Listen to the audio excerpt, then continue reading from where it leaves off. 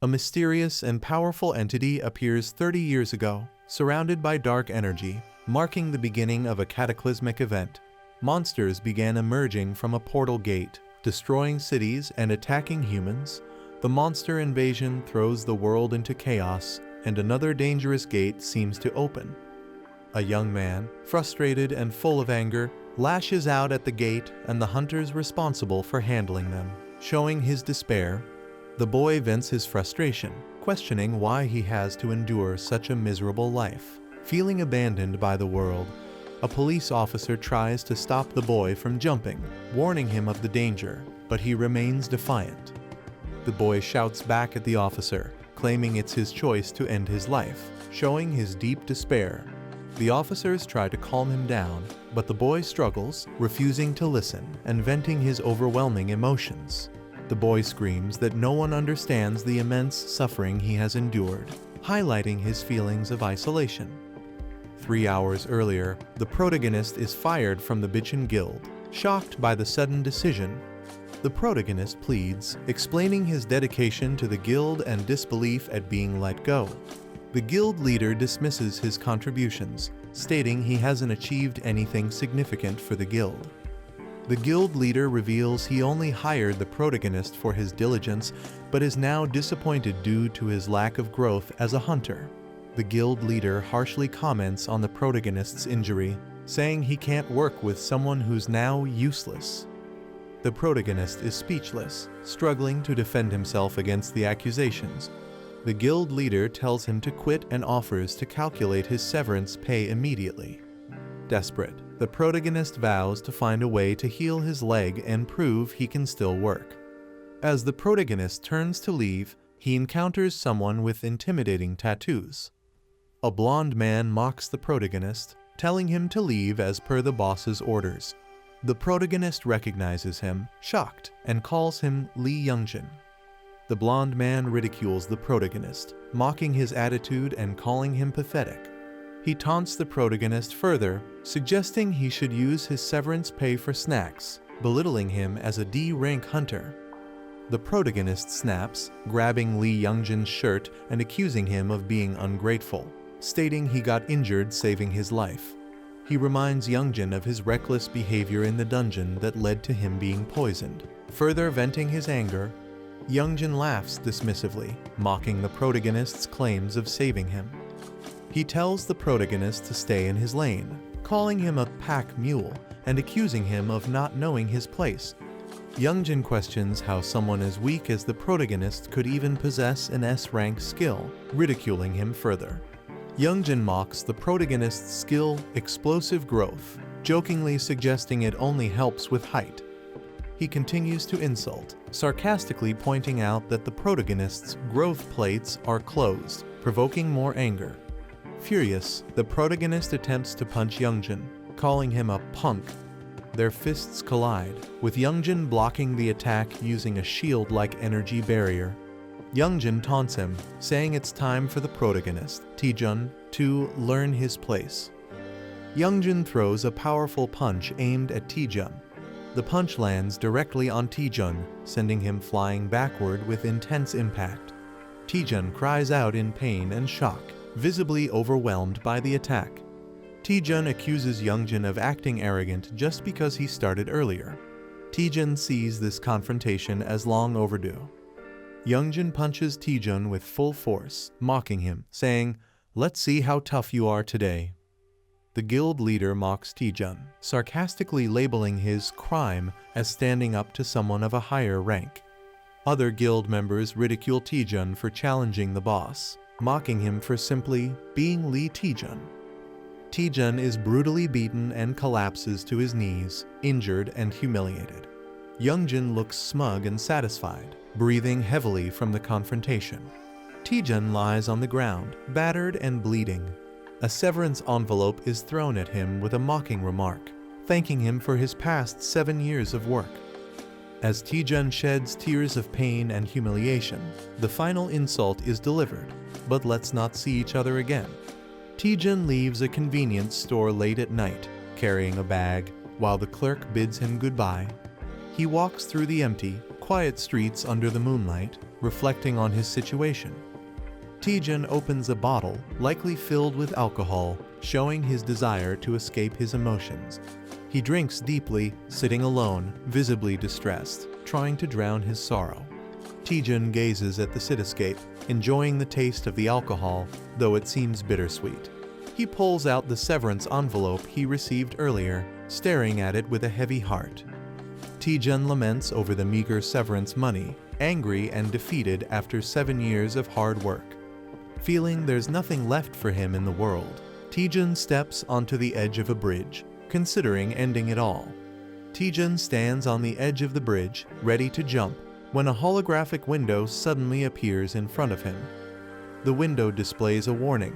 The user's life is in danger. Please step back from the bridge. Taejun sarcastically responds, questioning why the system suddenly cares about his life now. He angrily addresses the system, blaming it for his suffering over the past 7 years. Taejun punches the holographic window in frustration, blaming the useless skill it gave him. He continues to vent his rage, criticizing the explosive growth skill for failing to improve his stats and questioning how he's supposed to survive with it. The warning reappears, urging him to step back from the bridge, but Taejun remains furious. A red warning appears, stating, "Initiating strike due to baseless violent actions by the owner." Taejun breathes heavily, his emotions boiling over. Laughing hysterically, he mocks the red warning from the system as rain pours down. Taejun challenges the system, sarcastically inviting it to strike him, calling it useless for failing to explain skills properly. In a fit of rage, Taejun hurls his bottle and attacks the holographic warning, shouting for it to disappear.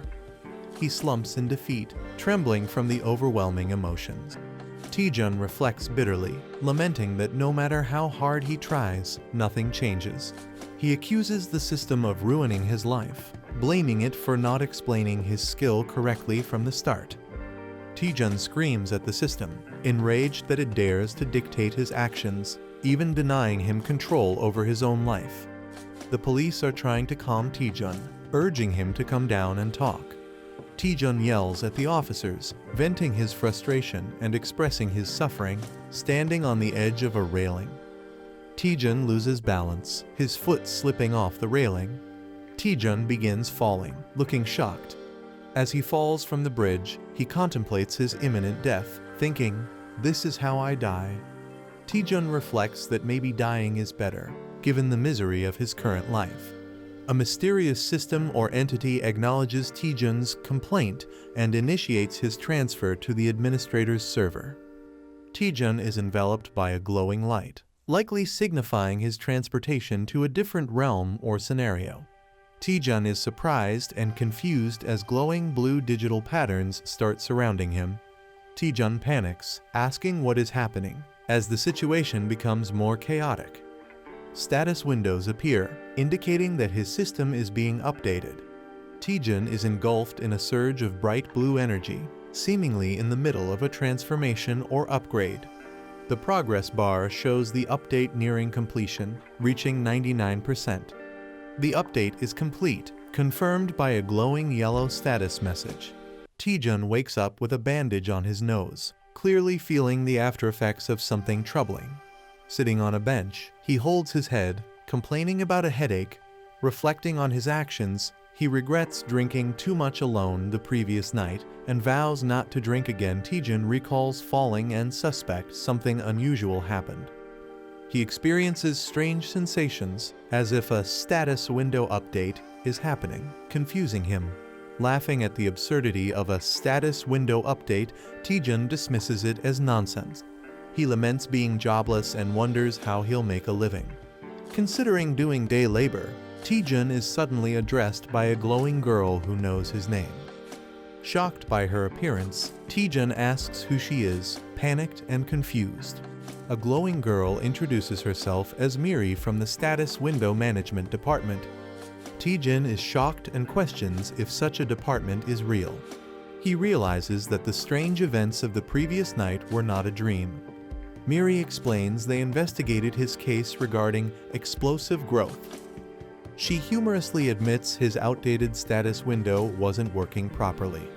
Taejun is stunned, questioning if this was the reason for his struggles. Miri informs him that due to security reasons, she can't reveal further details. She assures him that the issue is now fixed, but Taejun wonders if all his effort was wasted. Taejun gets angry, realizing that all his hard work may have been for nothing.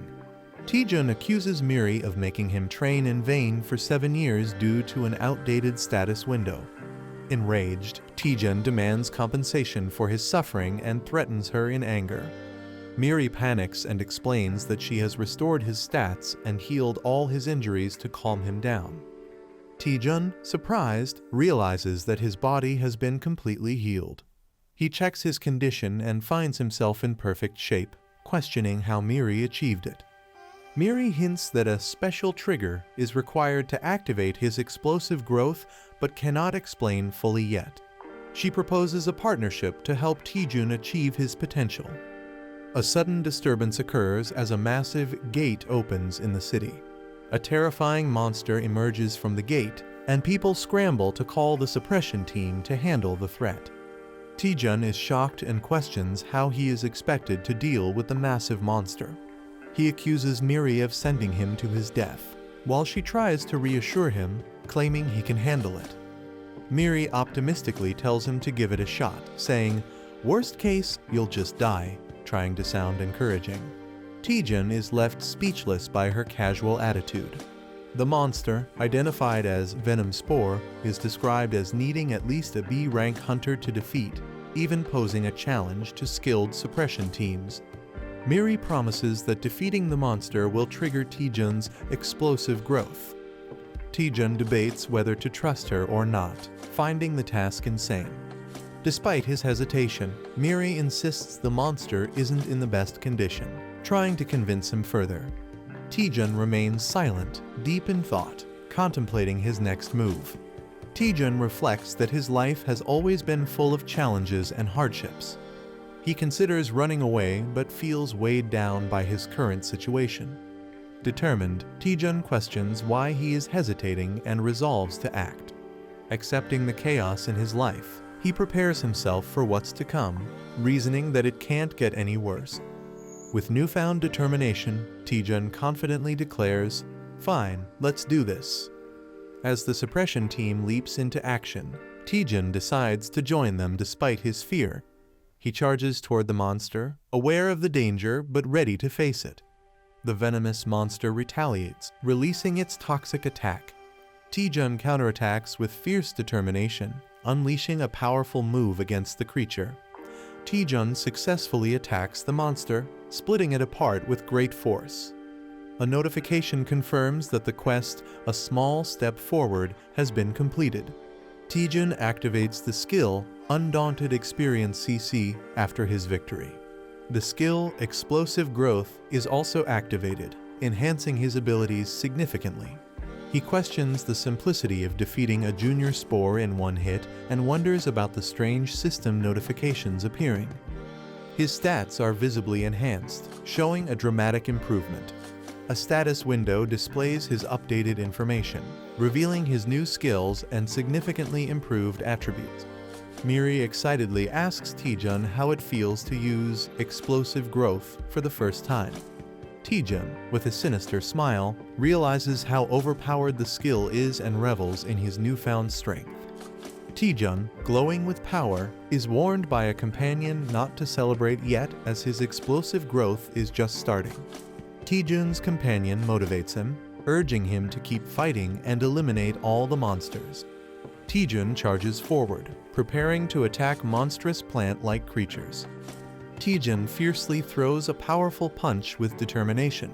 Taejun's punch explodes through the monster, splattering it in a burst of energy. Taejun realizes the massive stat boost he gains from defeating each monster, calling it a jackpot skill. Taejun's Explosive Growth skill activates multiple times as he fights, significantly enhancing his stats. Taejun leaps into action against monstrous creatures, evading their attacks while green energy splatters around. Taejun confidently thinks that at this growth rate, He'll surpass B rank and even stronger levels soon. Taejun envisions himself becoming stronger than an A rank hunter as he faces towering enemies. The scene shifts to a peaceful city setting, possibly hinting at where the battle is happening. The suppression team arrives on the scene to control the situation, noticing the aftermath of the battle. A group of hunters regrets missing the action, expressing their frustration. One of the hunters notices Taejun and mocks him, calling him a loser. Taejun holds a glowing pink crystal, surprising others who wonder if he's acting strange or consumed something unusual. The group arrives at the scene, mocking Taejun and questioning if he even knows where he is. The blonde hunter taunts Taejun again, calling him pathetic and predicting his failure. Taejun realizes the group led by Youngjin is also here for the hunt, further complicating matters. Taejun appears cautious and confused, sensing something ominous around him. Taejun's expression shifts to a sly grin, possibly plotting his next move or preparing for a confrontation. Taejun thanks a member of the suppression team, reflecting on his current injured state. The suppression team member acknowledges Taejun's efforts, praising him for preventing a dangerous situation. Taejun laughs it off, modestly saying he was just doing his duty as a hunter. The blonde hunter and another person are shocked, realizing Taejun's true capabilities. A soldier praises Taejun for his incredible performance, saying they couldn't imagine handling the Venom spores alone. The blonde hunter, surprised, questions if Taejun really did it all by himself. The soldier confirms Taejun handled everything alone and asks if there's an issue. The blonde hunter and his group are stunned and find it hard to believe Taejun's achievement. Taejun tells the group to leave and assures he'll explain everything later. The scene transitions to an abandoned building, indicating a new setting or upcoming event. The blonde hunter confronts Taejun, asking if he truly managed everything by himself. The blonde mocks Taejun, doubting that a D-rank hunter could achieve such a feat. Taejun remains silent, standing unfazed despite the insult. A glowing notification startles Taejun, hinting at a new event or quest. Taejun reads the quest details, which challenge him to teach the disrespectful juniors a lesson in exchange for an A-rank skill. Taejun realizes the reward is an A-rank skill, a significant opportunity for him.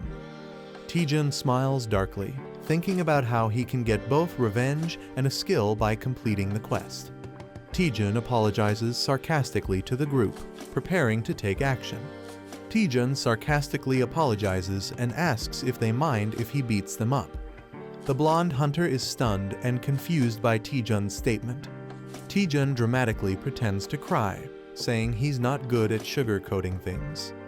Taejun repeats his challenge, asking once more if he can teach them a lesson. The group mocks Taejun, thinking he's gone mad or joking around. One of the group members angrily lunges at Taejun, demanding he stop talking nonsense and answer. The attacker emphasizes that in this world, those who commit crimes should be punished, delivering a strong blow. Taejun is grabbed by the head as someone questions if he's serious. The attacker prepares to punish Taejun but realizes something is wrong as he can't move properly. Taejun, with a dark smile, taunts the attacker, telling him to take his punishment like he deserves it. The attacker is shocked, unable to understand what's happening.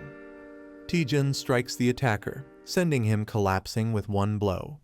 Taejun easily overpowers the attacker, leaving him stunned and collapsing to the ground. The others are shocked, questioning what just happened. The others are confused, questioning why the attacker collapsed so suddenly. Taejun casually gestures for the rest of the group to come at him, inviting them one by one. Taejun menacingly smirks, daring them to endure just one flick on their foreheads for bullying their senior. The group questions Taejun's confidence and his intent to flick them, finding it ridiculous.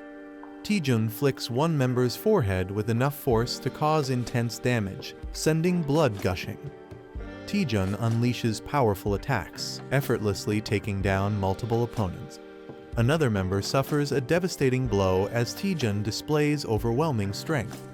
The blonde hunter is stunned, questioning why his group is losing so easily. Taejun dismisses the idea that it's a joke and approaches the blonde hunter menacingly. Taejun calls out Youngjin directly, asking if he finds the situation amusing. Taejun declares he might let the others go but won't spare Youngjin. Taejun taunts Youngjin, saying a simple flick isn't enough for him and warning him to get ready. Youngjin, enraged and clenching his teeth, swears revenge, calling Taejun dead meat. Youngjin activates an ice ability, surrounding himself with sharp icicles and a cold aura. He mocks Taejun, assuming he has gained some physical enhancements, and warns him not to get overconfident. Youngjin arrogantly declares that Taejun is the one who's in trouble. Taejun observes the ice missiles and sarcastically questions when Youngjin learned such a skill. Taejun reveals that he, too, has just learned a new skill, showing flames igniting in his hand. A massive explosion of fire erupts as Taejun prepares to test his newly acquired ability in a grand display of power. A rank skill that is stronger than normal fireballs and reduces the target's healing ability. He is stunned by the fireball's sheer intensity, calling it incredible.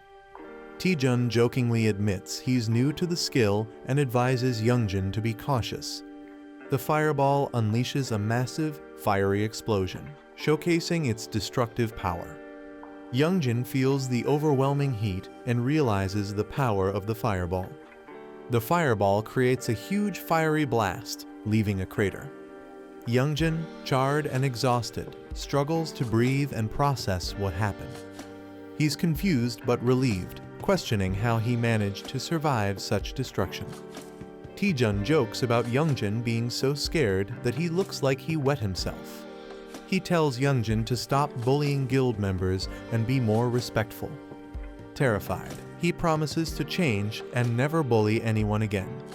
Taejun charges energy in his finger, hinting at a playful but intimidating move. Taejun suggests there's still something left to deal with, keeping the pressure on Youngjin.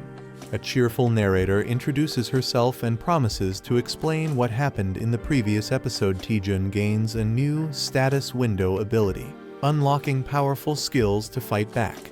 He uses his newfound strength to stand against those who tormented him. Taejun successfully takes revenge on his bullies.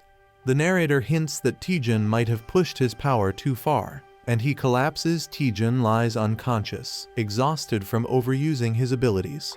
Despite his state, the narrator urges him to head to the dungeon. Taejun has been unconscious for 3 days, and the narrator questions if he can overcome this challenge. Taejun is lying on his bed, suffering from intense pain after pushing himself too hard. He's frustrated and tells others to be quiet. The narrator is relieved Taejun is awake, but he explains he overused his mana, leading to his current state. Taejun admits he was reckless and got carried away with his newfound strength. He resolves to focus on improving his mana. The narrator acknowledges Taejun's rapid growth, but questions whether he truly needs to focus only on mana. Taejun clarifies that his extraordinary growth boosted all his stats except mana, which is now his priority. Taejun explains that his skills, like the fireball, consume a lot of mana, forcing him to prioritize increasing it to avoid future collapses. The narrator wonders if there's a specific way to raise just his mana more efficiently. Taejun notices that he has a set recovery time of 8 hours and 30 minutes before he's back to full strength. A massive tower designed for training and improving mana is shown. Taejun explains to the narrator that the Tower of Training is a well-known dungeon where beginners go to boost their mana. Despite being famous, the narrator notices the tower is oddly empty and questions why no one else is there. Taejun recalls the tower being popular a few years ago, but wonders if it's no longer in use. Taejun and the narrator spot an old man in the tower, surprising them. The old man tearfully mistakes Taejun for someone he refers to as Granny. Taejun and the narrator are bewildered by the old man's behavior, finding it strange. Taejun formally requests the old man for the Tower of Training quest, but the old man mishears it as fast food. Taejun clarifies he's talking about a quest, not fast food, but the old man misunderstands again. The old man finally understands Taejun is here for the tower's quest. The old man agrees to guide Taejun and the narrator through the tower of training.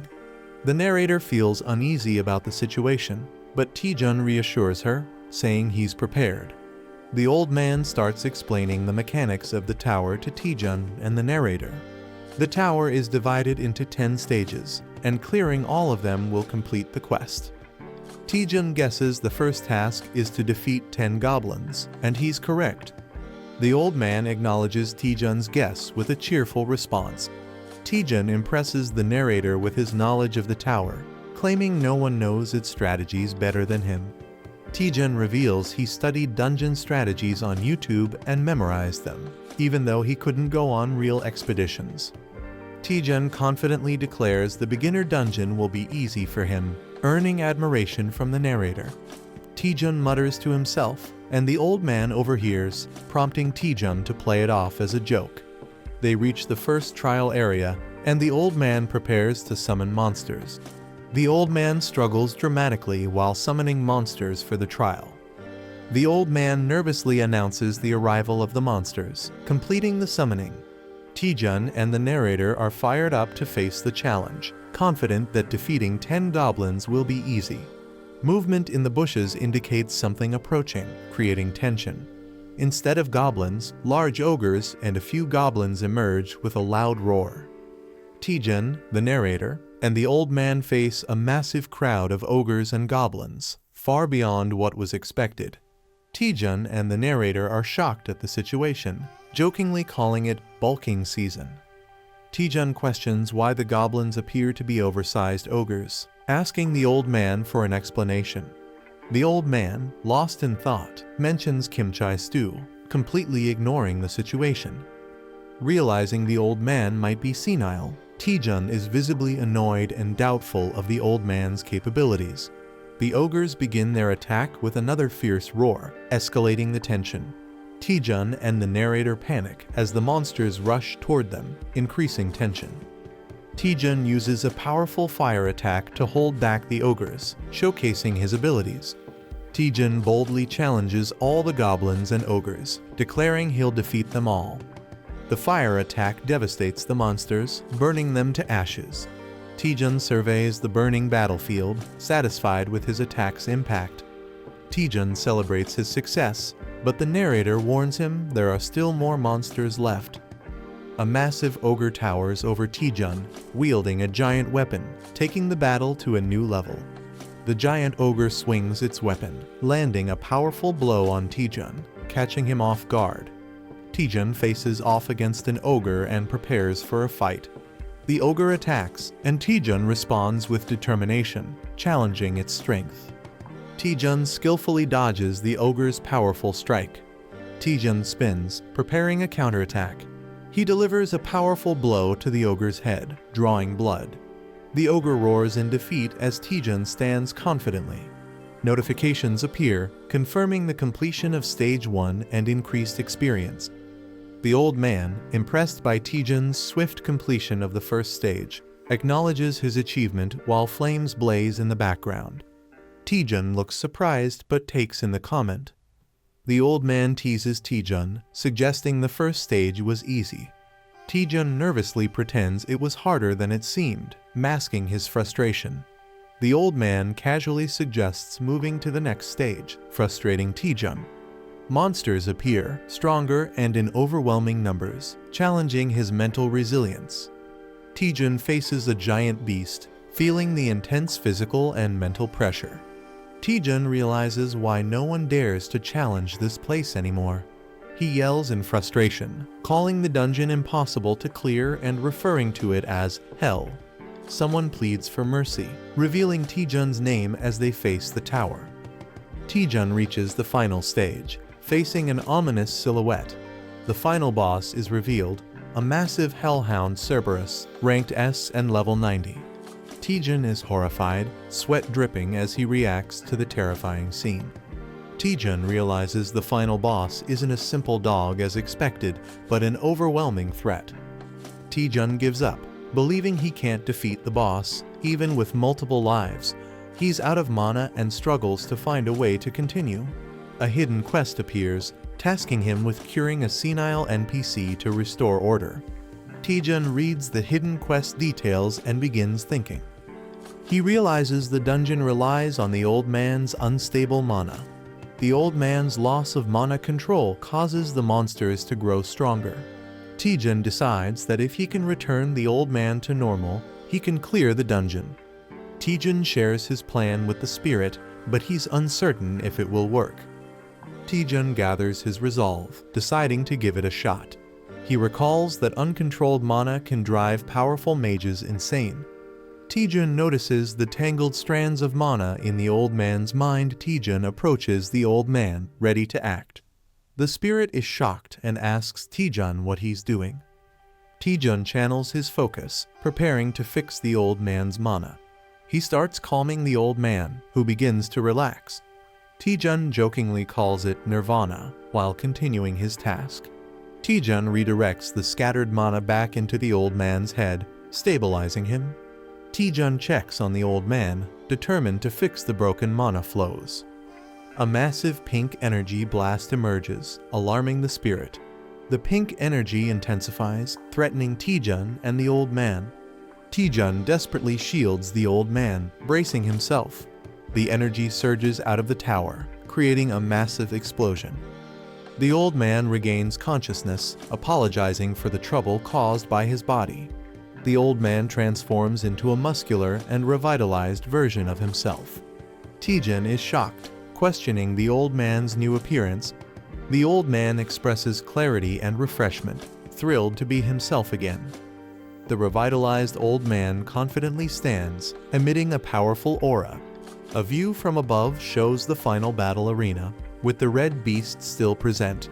The old man expresses his gratitude to Taejun, calling him his benefactor and offering to grant any request. Taejun looks shocked as someone counts numbers, reaching 97 and 98. A glowing girl stands behind him. A muscular man lifts a heavy barbell, reaching 99 reps. The old man, now glowing with power, shouts 100 while lifting the weights. The weights slam into the ground, cracking it. The man explains that physical strength is needed for high-intensity mana use. His muscles flex, and he begins revealing something important. He proudly announces that his secret to becoming an archmage is intense physical training. The old man flexes and asks if they can feel the mana radiating from his muscles. He invites Taejun to touch them, but Taejun nervously refuses, questioning if this kind of power is necessary. The old man insists and then asks Taejun what he truly wants. Taejun hesitates to answer. Taejun complains about his low mana and asks if his mana capacity can be increased. The old man easily accepts the request and activates the mana body technique. He unleashes the mana technique build-up on Taejun. Taejun screams in pain as his mana increases dramatically to 500. Taejun coughs and complains that he almost died from the process. The old man observes that Taejun's issue isn't a lack of mana. Taejun, confused, asks what the old man means. The old man explains that Taejun is using too much mana for his Fireball skill. Fireball is supposed to be a basic skill. The old man explains that Taejun's Fireball is much stronger than normal but consumes too much mana. He reassures Taejun and offers to help him recreate his Fireball. A large modern cityscape appears, showing a tall building. A woman named Lee Seon-ah, a grade A hunter from the Myth Guild, waves and calls out. Taejun's companion is surprised and asks if he knows her. Taejun says she's an old friend from Hunter's Den. The glowing girl teases Taejun, shocked that he has a female friend. Taejun gets annoyed. She asks why Taejun called Seon-ah. He explains it's to test his new Fireball technique. The Myth Guild has the largest training facility in the country. Taejun's previous Fireball was powerful enough to destroy a building. The new one will be even more dangerous. Taejun suggests they need a safe training area for testing his new Fireball. The glowing girl teases Taejun, surprised that he has more connections than she thought. Seon-ah hears something and asks what Taejun said. He nervously laughs and denies saying anything. In the elevator, Seon-ah comments that it's been a long time and asks how Taejun has been. He replies that he has just been doing his usual hunter duties. Seon-ah gives Taejun a curious look, making him wonder if there is something on his face. She smiles and tells him he seems different from before. Seon-ah tells Taejun that he used to rely on her, but now seems more confident. Taejun is surprised. She mentions that another person requested to use the training ground today. She hints that Taejun will be excited to see who it is. Taejun is shocked that someone arrived before him. Choi Jin-hyuk, a grade A hunter from Bichon Guild, appears riding a massive beast. Taejun and Jin-hyuk exchange intense stares, recognizing each other. Seon-ah notices the tension and wonders why they are acting like rivals after a year. Inside the training facility, Seon-ah activates the system. She explains that the strength of the training monsters depends on how much mana is used. Seon-ah summons a monster, calling it cute, but Taejun is horrified by its appearance. The monster rushes forward, and Seon-ah asks if that explanation was enough. She casually leaves to grab drinks, leaving them to train. Taejun, the glowing girl, and Jin-hyuk stand in silence. Taejun learns that he can create a monster using mana. A giant, muscular orc roars as it appears, surprising Taejun. Taejun cracks his knuckles, ready to fight. The orc charges at Taejun aggressively. Taejun focuses, preparing to counterattack with his fist. Taejun punches the ground, releasing a massive explosion of blue energy. A shadowy figure looms in the background. An ogre wouldn't even count as a warm-up.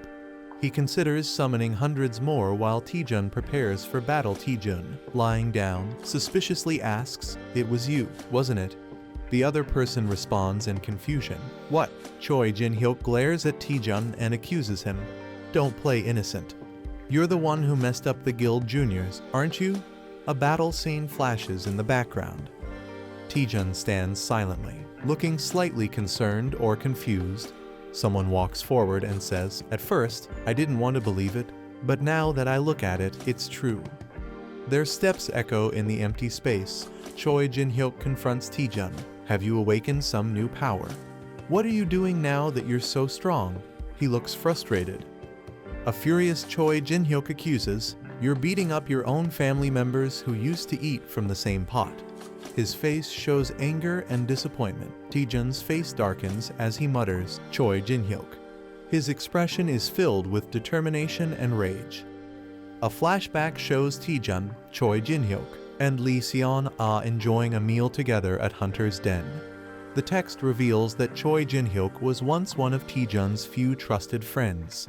Choi Jin-hyuk distances himself from Taejun as he joins the Bichon Guild and climbs the ranks, symbolizing their growing gap. Choi Jin-hyuk, now more powerful and confident, surrounds himself with strong allies. Taejun watches from afar, feeling left behind. His expression is colder, showing that he has become someone different from the friend Taejun once knew.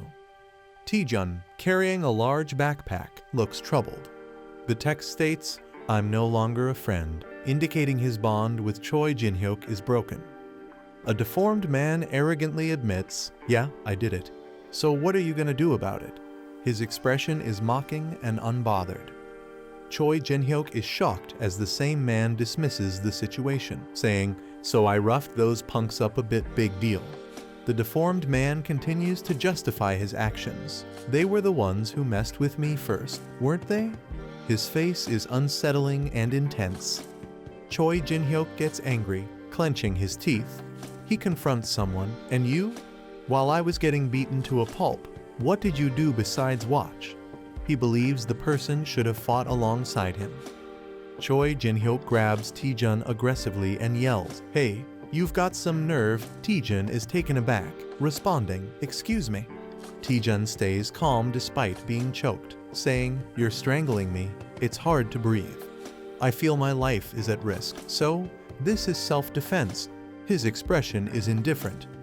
Lee Seon-ah enters the scene cheerfully, saying, "Sorry to keep you waiting. This sister has something for you." She holds a bag, possibly with supplies or weapons. Lee Seon-ah looks shocked, possibly reacting to the fight between Taejun and Choi Jin-hyuk. Seon-ah yells, "You too? What are you doing?" as Taejun and Choi Jin-hyuk clash fiercely. Choi Jin-hyuk swings his spear, sending a powerful red energy attack at Taejun, who dodges just in time. Taejun nervously calls for a timeout as he tries to escape. Choi Jin-hyuk responds, "There's no timeout." Taejun gets hit hard and is sent flying backward, crashing to the ground in pain. Choi Jin-hyuk acknowledges Taejun's growth, saying, "You've really become stronger, Taejun," while gripping his spear. Choi Jin-hyuk powers up with electricity and says, "I'll face you seriously." His aura crackles with intense energy. Taejun smirks and playfully says, "Should have done that from the start, tilde haha." He downplays his injuries, calling it just a scratch. Choi Jin-hyuk gets frustrated and thinks, when did this punk get so good at taunting? As his electrified power surges, Choi Jin-hyuk activates the Bitchin Spear technique, first form. His spear crackles with powerful yellow lightning. He fully unleashes Thunder Spear, surrounded by electric energy, showing his strongest attack. Lee Seon-ah is shocked and yells, "You're crazy, Choi Jin-hyuk," pulling out the Thunder Spear here. Taejun smirks and casually says, all right, tilde, I knew you'd use that technique, tilde." He seems unfazed by the attack. Taejun steps forward confidently, saying, "Then I'll go all out too." He prepares to counter Jin-hyuk's attack. Lee Seon-ah and the spirit next to her look surprised, reacting to something unexpected. Wait, is that? Taejun begins charging a powerful energy blast, glowing blue. He unleashes a massive fireball attack, engulfing the battlefield in bright blue flames. A system message appears, revealing the attack's name, Archmage's Fireball S. It reduces the enemy's healing ability on impact. Choi Jin-hyuk is stunned, thinking, that's just like an energy blast, as Taejun's attack threatens to overwhelm him. A character gathers immense energy, forming a glowing orb in his hands. He unleashes a massive blue fireball attack, sending it towards his opponent. The skill used is Archmage's Fireball S, which reduces healing upon impact. An enemy, wielding a sword, looks in shock, realizing the immense magical power of the attack. He panics, thinking he can't block such a powerful attack. The fireball explodes, creating a massive shockwave and engulfing the area. A mysterious mechanism activates, possibly a defensive tool. The explosion spreads, shaking the battlefield. Taejun, Lee Seon-ah, and Fighter all look in shock and fear *** at the overwhelming destruction. A mysterious figure appears, radiating powerful energy, and Taejun asks, "Who are you?" She is revealed to be Cha-Soo Hwyong, an S-rank hunter and the vice president of Myth Guild. She scolds Taejun, saying his reckless attack could have caused a serious accident. Taejun, feeling guilty, nervously explains that he miscalculated the power since it was his first time using the skill. The fighter sees the situation and thinks Taejun is in serious trouble. Cha-Soo Hwyong, in a dramatic moment, intimidates Taejun, making him sweat. However, instead of punishing him, she suddenly offers Taejun a chance to join Myth Guild. The blonde-haired fighter is shocked and furious, unable to believe it. It's revealed that Cha-Soo Hwyong is one of the strongest hunters in the country, making her offer a huge deal. Cha-Soo Hwyong officially offers Taejun a scout proposal, recognizing his talent. She admits she has never seen a fireball that powerful before and praises Taejun for pushing basic skills beyond their limits. She repeats her offer with an eager smile, showing genuine interest in recruiting him. Taejun is shocked but intrigued, realizing how rare it is to receive such an offer from the Myth Guild. Lee Seon-ah is overjoyed, feeling that Taejun's skills are finally being recognized. It's revealed that Myth Guild is one of the top 4 major guilds in Korea, alongside Hongik, Longhwa, and Chunjeon. Taejun considers the offer, thinking that joining Myth Guild would be a huge advantage for him. Cha-Soo Hwyong emphasizes that a true hunter must constantly train and overcome their limits. Taejun recalls his earlier excitement, remembering that he wanted to duel today to test his own limits. Choi Jin-hyuk looks confused, denying that he ever agreed to duel Taejun. Taejun, fired up, reflects on his fight with Choi Jin-hyuk, realizing something important. He sees Jin-hyuk as a massive mountain he cannot overcome yet, symbolizing his current limits. Determined, Taejun refuses the guild offer, stating that he still has mountains to climb before joining. Jin-hyuk is shocked and frustrated, wondering what Taejun is even talking about. Cha Soo-hyun laughs, admiring Taejun's dedication to training and liking his spirit. She asks for his name and rank, and Taejun proudly introduces himself as a D-rank hunter. Soo-hyun is surprised, believing that his talent is wasted at such a low rank. In recognition of his potential, she gives him a recommendation letter, showing that she still believes in his future. Taejun receives an invitation to take the B-rank hunter evaluation in a month. His friends congratulate him. Choi Jin-hyuk is furious, realizing Taejun is advancing quickly. Taejun reflects that higher ranks allow hunters to enter stronger dungeons, making this a valuable opportunity. 1 month later, he arrives at the hunter testing site to take the B-rank exam.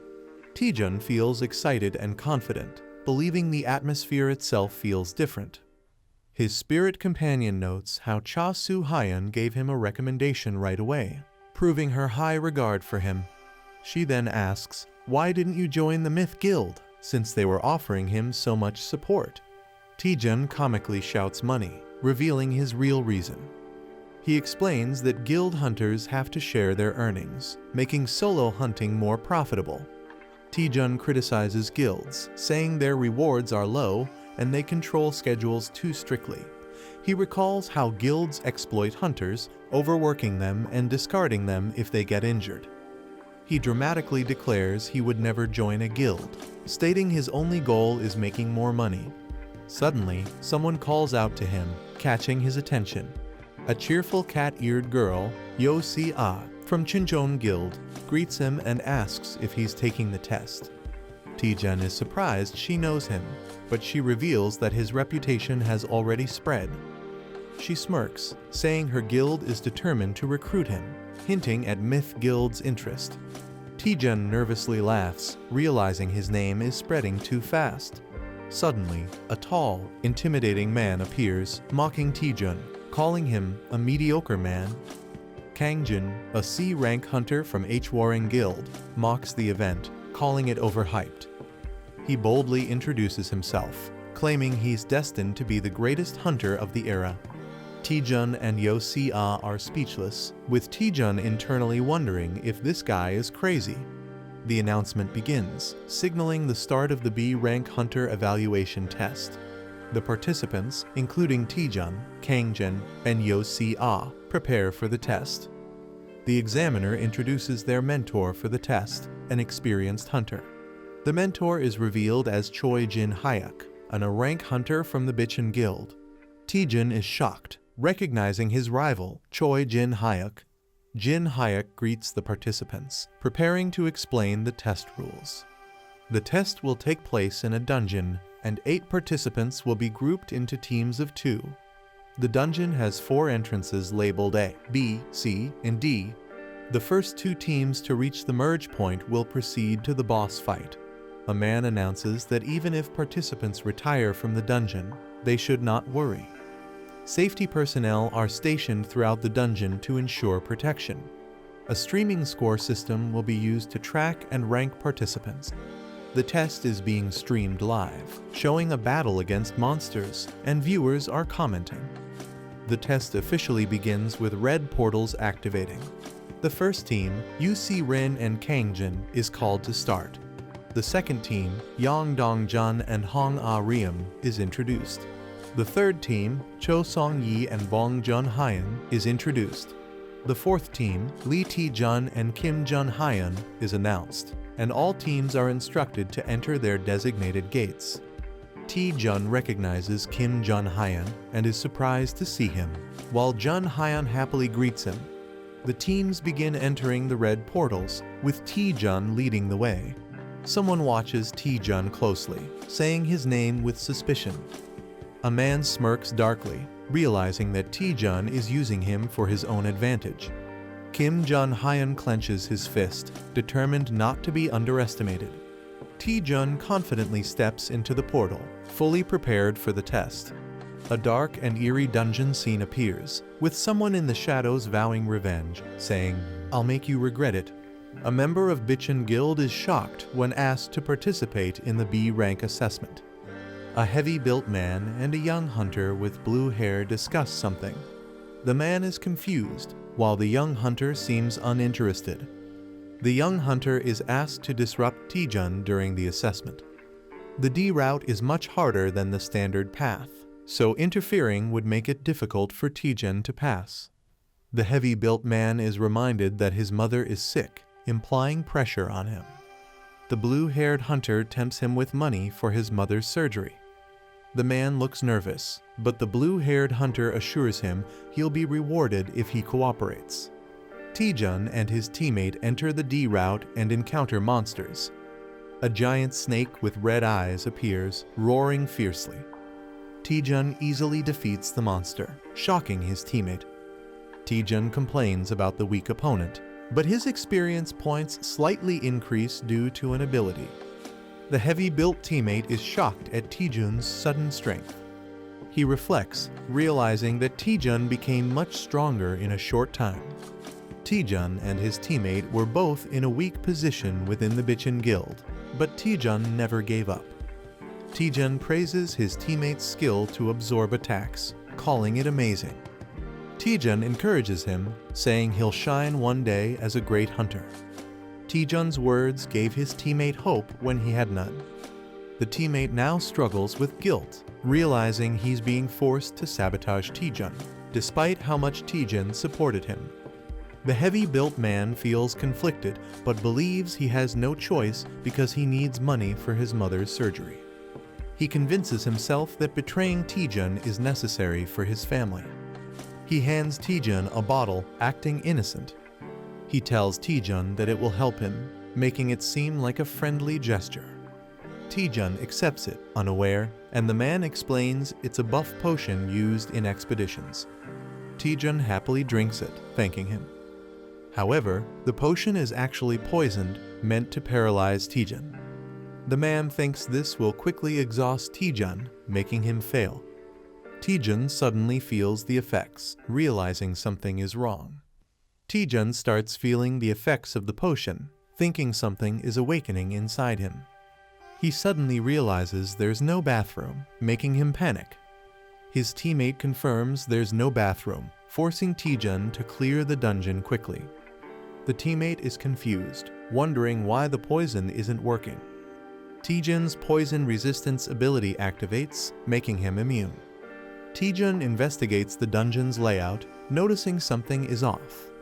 They reach a dead end, forcing them to turn back.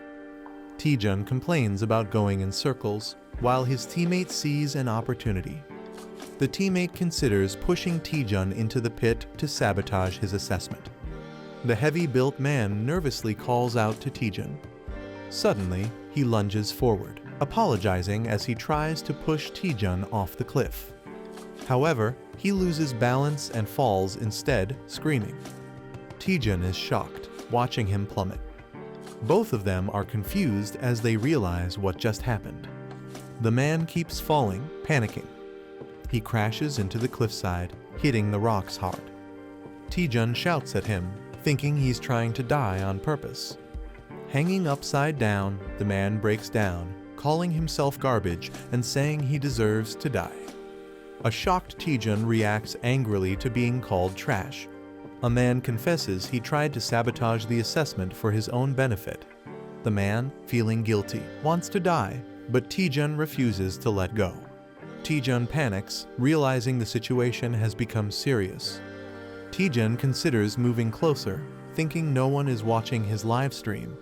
Taejun is surprised to see 10 viewers on his live stream. Taejun scrambles, not wanting viewers to see him in a humiliating state. Taejun loses his grip and starts falling from the cliff. Taejun and another person fall into the darkness while a blue spirit watches Taejun and his companion crash to the ground, confused about their location. They turn around to see red eyes glowing in the darkness. A swarm of terrifying white snakes with red eyes emerges. Taejun and his companion freeze in fear, realizing the danger. A girl watching the livestream worries about Team B's situation. Exhausted fighters struggle to battle the deadly snakes while viewers mock them. The girl doubts whether Team B can survive the ordeal. A terrified man panics and runs away, abandoning his team. With a teammate fleeing, the remaining member screams for help as Team B is eliminated. Team C is in chaos as one member attacks another in frustration. UC Rin cheerfully introduces herself while facing the deadly snakes. She confidently declares her intent to defeat the 1,000-year white snake. UC Rin prepares for battle, but the snakes suddenly disappear. A man aggressively attacks on his own, while UC Rin questions his actions. The man sees this assessment as a chance to impress the higher-ups. Determined, he unleashes a powerful attack, unwilling to miss his opportunity. UC Rin realizes he wants all the attention for himself. Refusing to be outdone, she activates her ice powers, ready to fight. UC Rin unleashes a powerful ice attack, Frost Wind. A fierce battle erupts as Team A dominates the battlefield. Team A reaches the boss room first, proving their elite skills. A mysterious figure claps, acknowledging their achievement. Choi Jin-hyuk offers to lead them to the boss room. UC Rin realizes that Lee Taejun hasn't arrived yet. Choi Jin-hyuk confirms Team D's signal is lost, hinting at their elimination. A teammate mocks Taejun, doubting his potential. Choi Jin-hyuk leads Team A through a portal to the boss room. Choi Jin-hyuk smirks, realizing Junhyun's plan was successful. He mocks how Vice President Cha Soo-hyun would react if she knew the truth. The group looks shocked as they sense something ominous. A monstrous spiked snake corpse lies before them, unsettling the team. A skeletal figure sits on a throne, exuding a terrifying aura. The Skeleton King awakens, its eyes glowing with dark energy. The absorption skill allows the user to absorb magic attacks and return them. The more magic absorbed, the stronger the attack, but it depends on the user's limits. A comedic moment shows the absorption skill leading to an unexpected fiery result. Lee Taejun and Kim Jun-hyun use their combined attack, Hell Train. Taejun pushes Jun-hyun to absorb more power as they charge forward. Determined, they rush straight to the boss room. Team A is confused, realizing the boss should be the Emuji. The team wonders how things took a drastic turn. Suspicion rises as they question the mysterious lick before them. The lick fully awakens, its glowing eye radiating dark energy. Team A realizes the danger as they recognize the powerful lick. They are shocked to see a lick instead of the expected dungeon boss. Choi Jin-hyuk urgently commands everyone to retreat. The lick and the monstrous Emugi stand side by side, ready to attack. The lick launches an attack as the Emugi roars fiercely.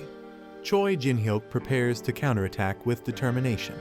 He leaps into action as the Emugi strikes with force. UC Rin and her teammate refuse to stay idle and prepare to assist. UC Rin and Kang Jin launch their combined attacks against the Emugi. The Emugi retaliates, injuring UC Rin as she screams in pain. Choi Jin-hyuk panics as he sees his teammates wounded. He realizes that the lick is controlling the Emugi. He determines that taking down the lick is the key to victory.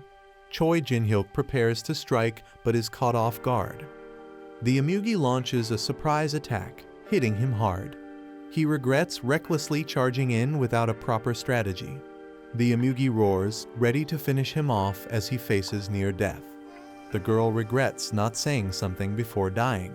A hunter is violently thrown back by a powerful attack.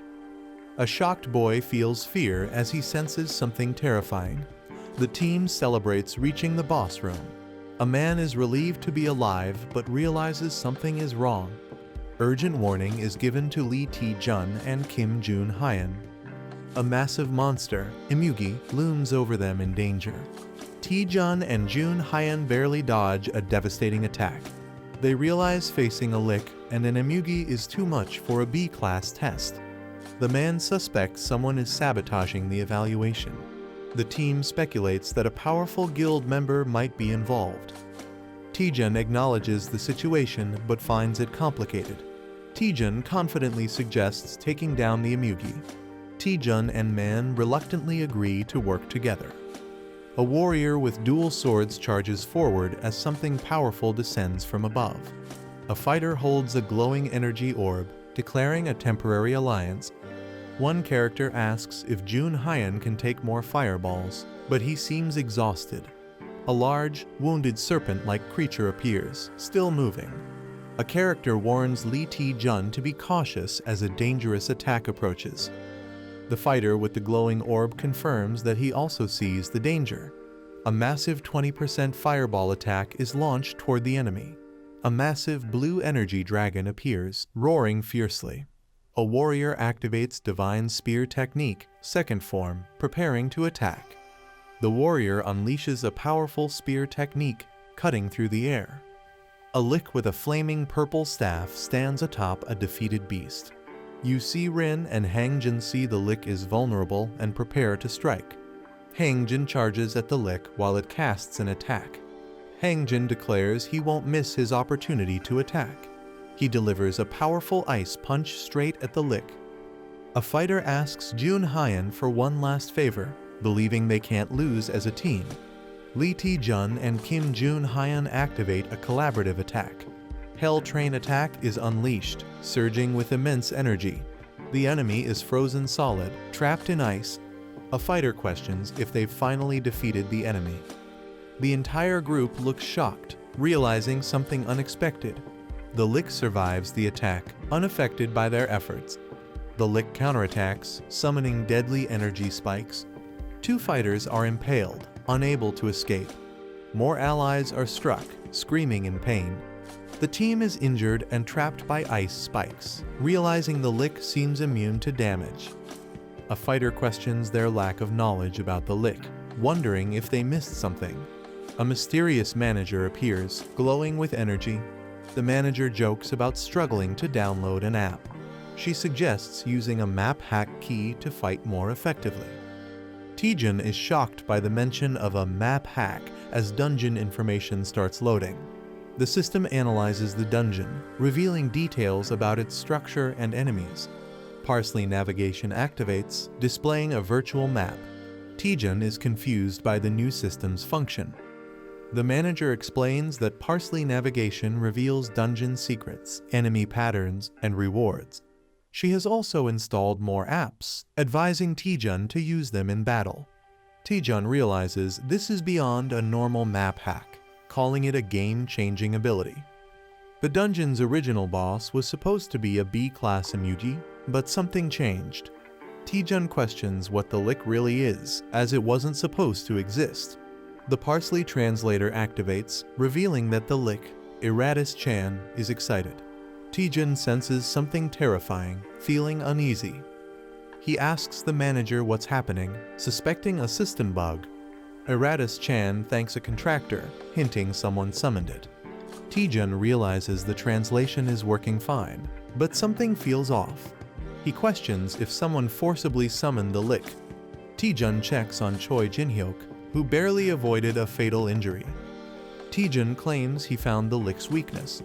Jin-hyuk is shocked but doesn't get a full explanation.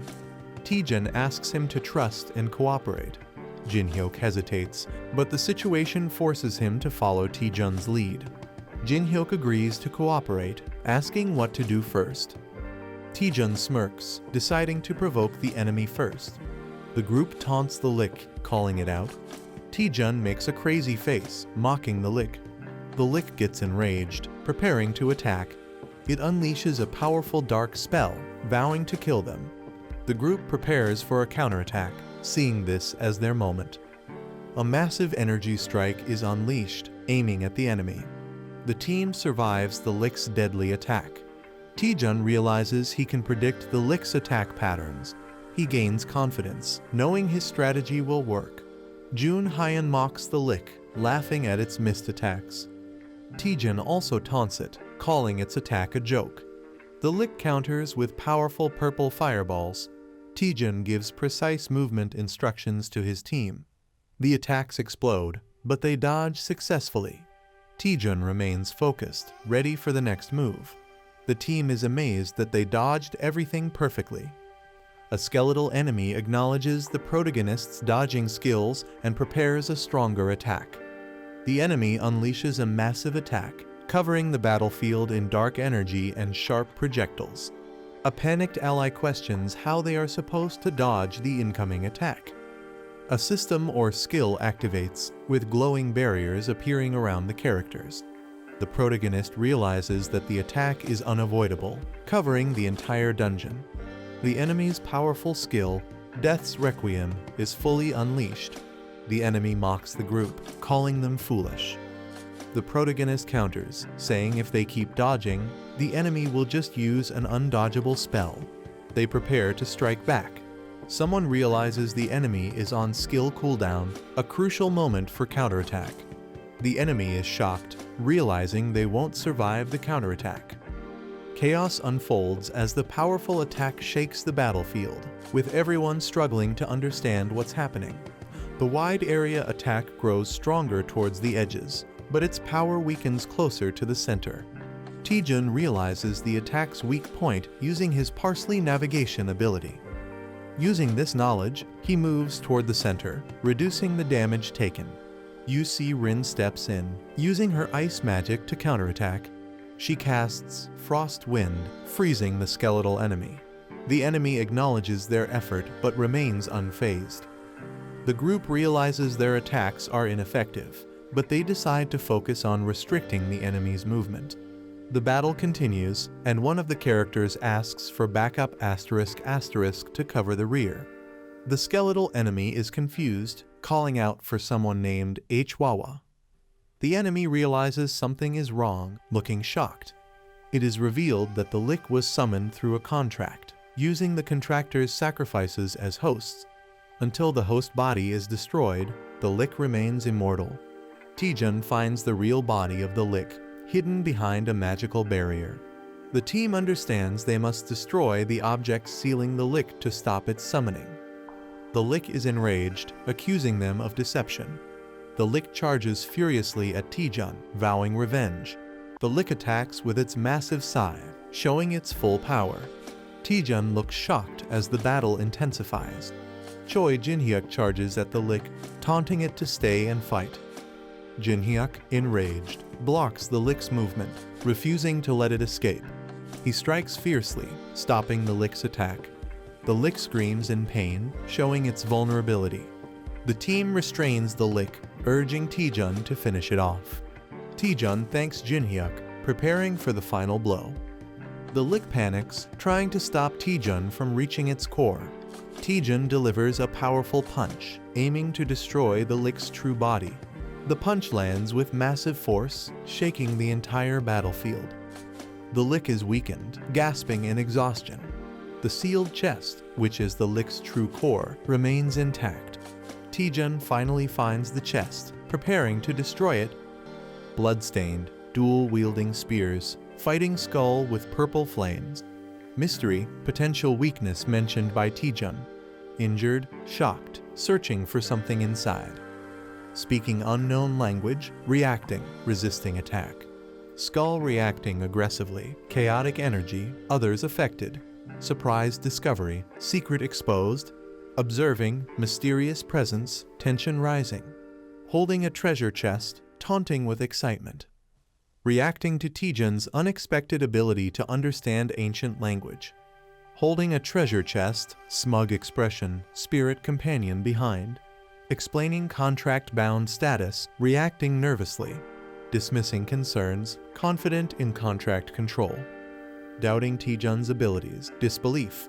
Questioning his ordinary status, asserting dominance. Sacred relic, magical significance, hidden knowledge. Doubting Taejun, realization setting in. Overwhelming presence, contract-breaking possibility. Reluctant agreement, forced cooperation. Offering wishes, tempting. complaining about stomach, uneasy, ordering skeletons to be released, questioning control, skeletons attacking, blue-haired man and green-helmeted man fighting back. Anomaly detected, unknown disturbance. Martial artist Hangjin and cat-eared girl UC Rin destroying skeletons. Accepting negotiations, communication success. Asking for Taejun's wish. Demanding everything. Confused by Taejun's sudden demand. Pressuring for items, accessories. Holding mysterious power, crucial item. Realizing Taejun's target, resisting. Pretending to break treasure chest, manipulating. Handing over staff, distressed. Holding staff, demanding contract release. Pretending ignorance about contract release. Realization hitting, caught off guard. Mocking, pretending ignorance. Intense red energy, furious reaction. Furious, overwhelming force, striking Taejun. Raising treasure chest, intimidating. Intense counterattack, explosion. Last struggle, refusing to fade. Declaring Eratus Chan's rebirth, sinister confidence. Mocking Skull's dramatic exit. Examining broken weapon, questioning its significance. Investigating summoning method, questioning target. Thrilled about new item, materialistic attitude. Observing Taejun's greed. Newly discovered item, unexpected find. Speculating value, linking it to the skull. Concerned, checking on him. Assuring he's fine, activating interface. Doubting Taejun's victory against the lick. Declaring victory, dismissing concerns. Hangjin acknowledges Lee Taejun's skills and calls him an impressive hunter, while UC Rin cheers him on. A shocked reaction as Lee Taejun stands bloodied, and someone calls out his name in concern. A remorseful Choi Jin-hyuk says, "I'm sorry," looking down at Lee Taejun. The helmeted Choi Jin-hyuk admits to poisoning and throwing Lee Taejun into the pit, revealing they ordered Jun Hyan to do it. The guilty Choi Jin-hyuk admits they resented Lee Taejun for working hard despite lacking talent. The Choi Jin-hyuk sincerely apologizes to Lee Taejun. He smiles and mockingly tells them to do it properly next time, acting like he wasn't even affected. Taejun calls out the deception, questioning what's really going on. The Choi Jin-hyuk suggests moving forward, inviting Lee Taejun for a meal as a celebration for becoming a B-class hunter.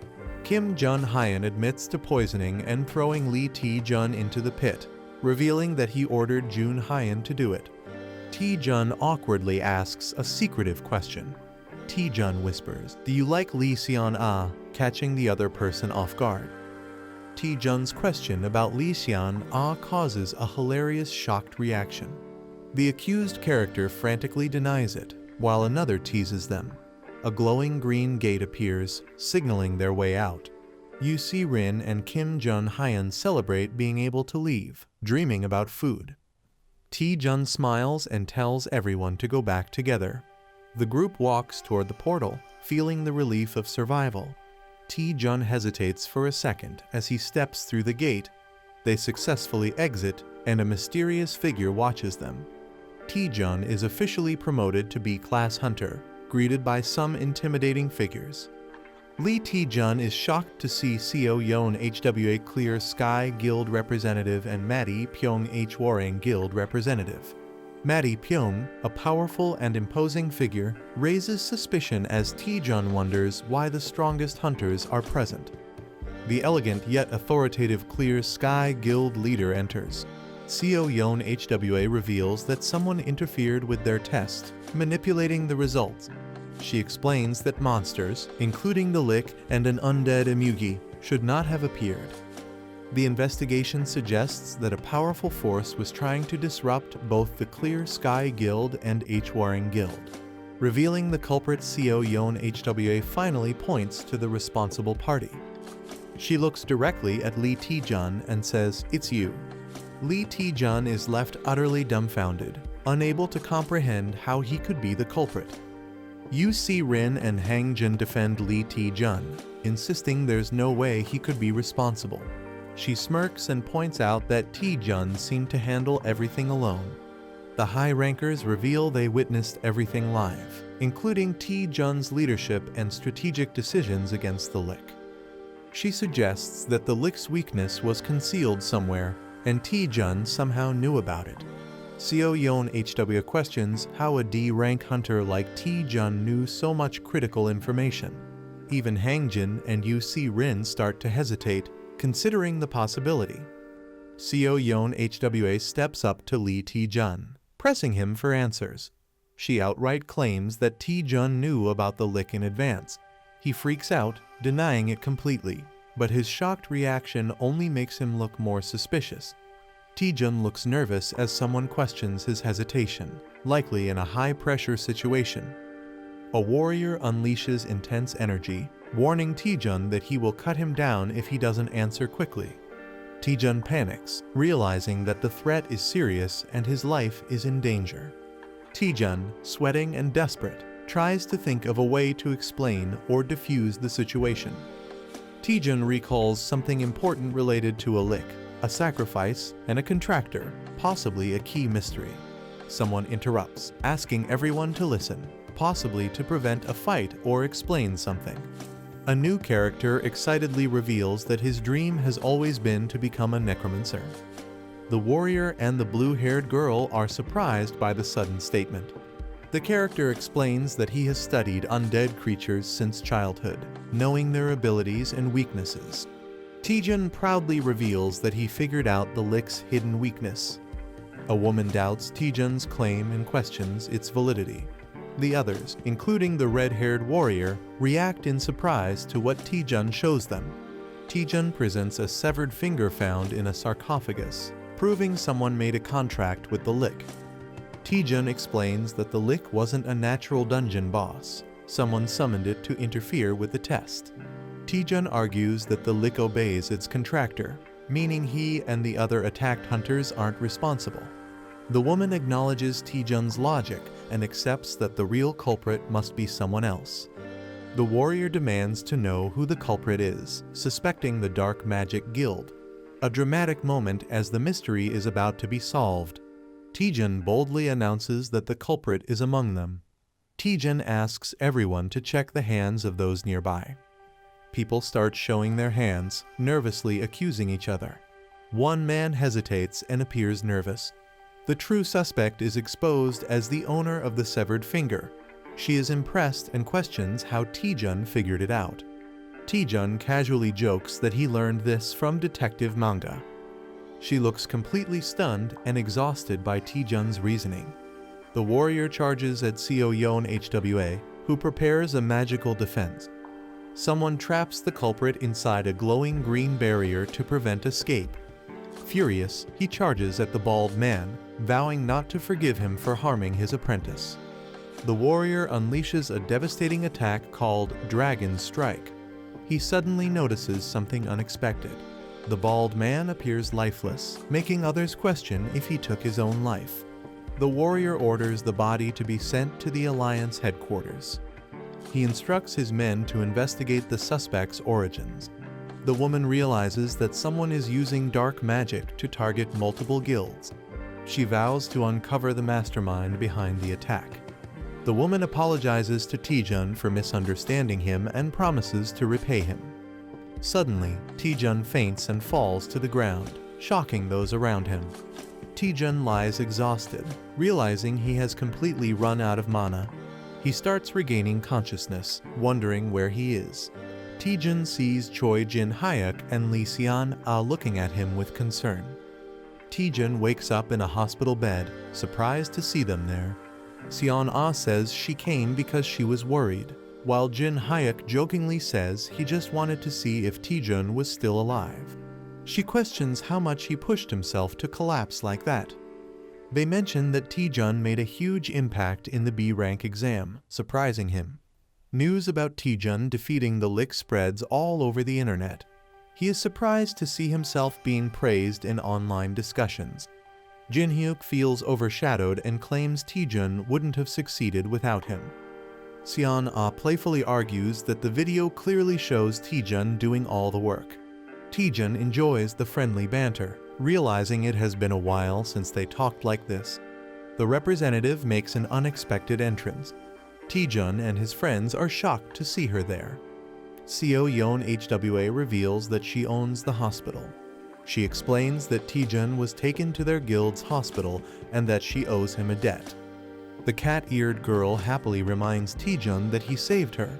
She dramatically expresses how much she cherishes Yu Si-rin, making Taejun question the word precious. Seo Yeon Hwa prepares to fulfill any request Taejun has. She leans in, confidently stating that she will grant Taejun anything he desires. Seo Yeon Hwa, the Vice Guild Master, offers to grant Hunter Taejun anything he desires. Taejun seems unsure about what to ask for, while his friends react in surprise. Seo Yeon Hwa assures Taejun that he doesn't need to decide immediately since there's plenty of time. She walks away, telling Taejun she will be waiting in her office on the top floor until he recovers. With a warm smile, Seo Yeon Hwa invites Taejun to visit her once he makes a decision. Lee Seon-ah excitedly hugs Taejun, amazed at how much he has grown. She reminisces about how he used to get lost in dungeons and praises his progress, while Taejun looks embarrassed.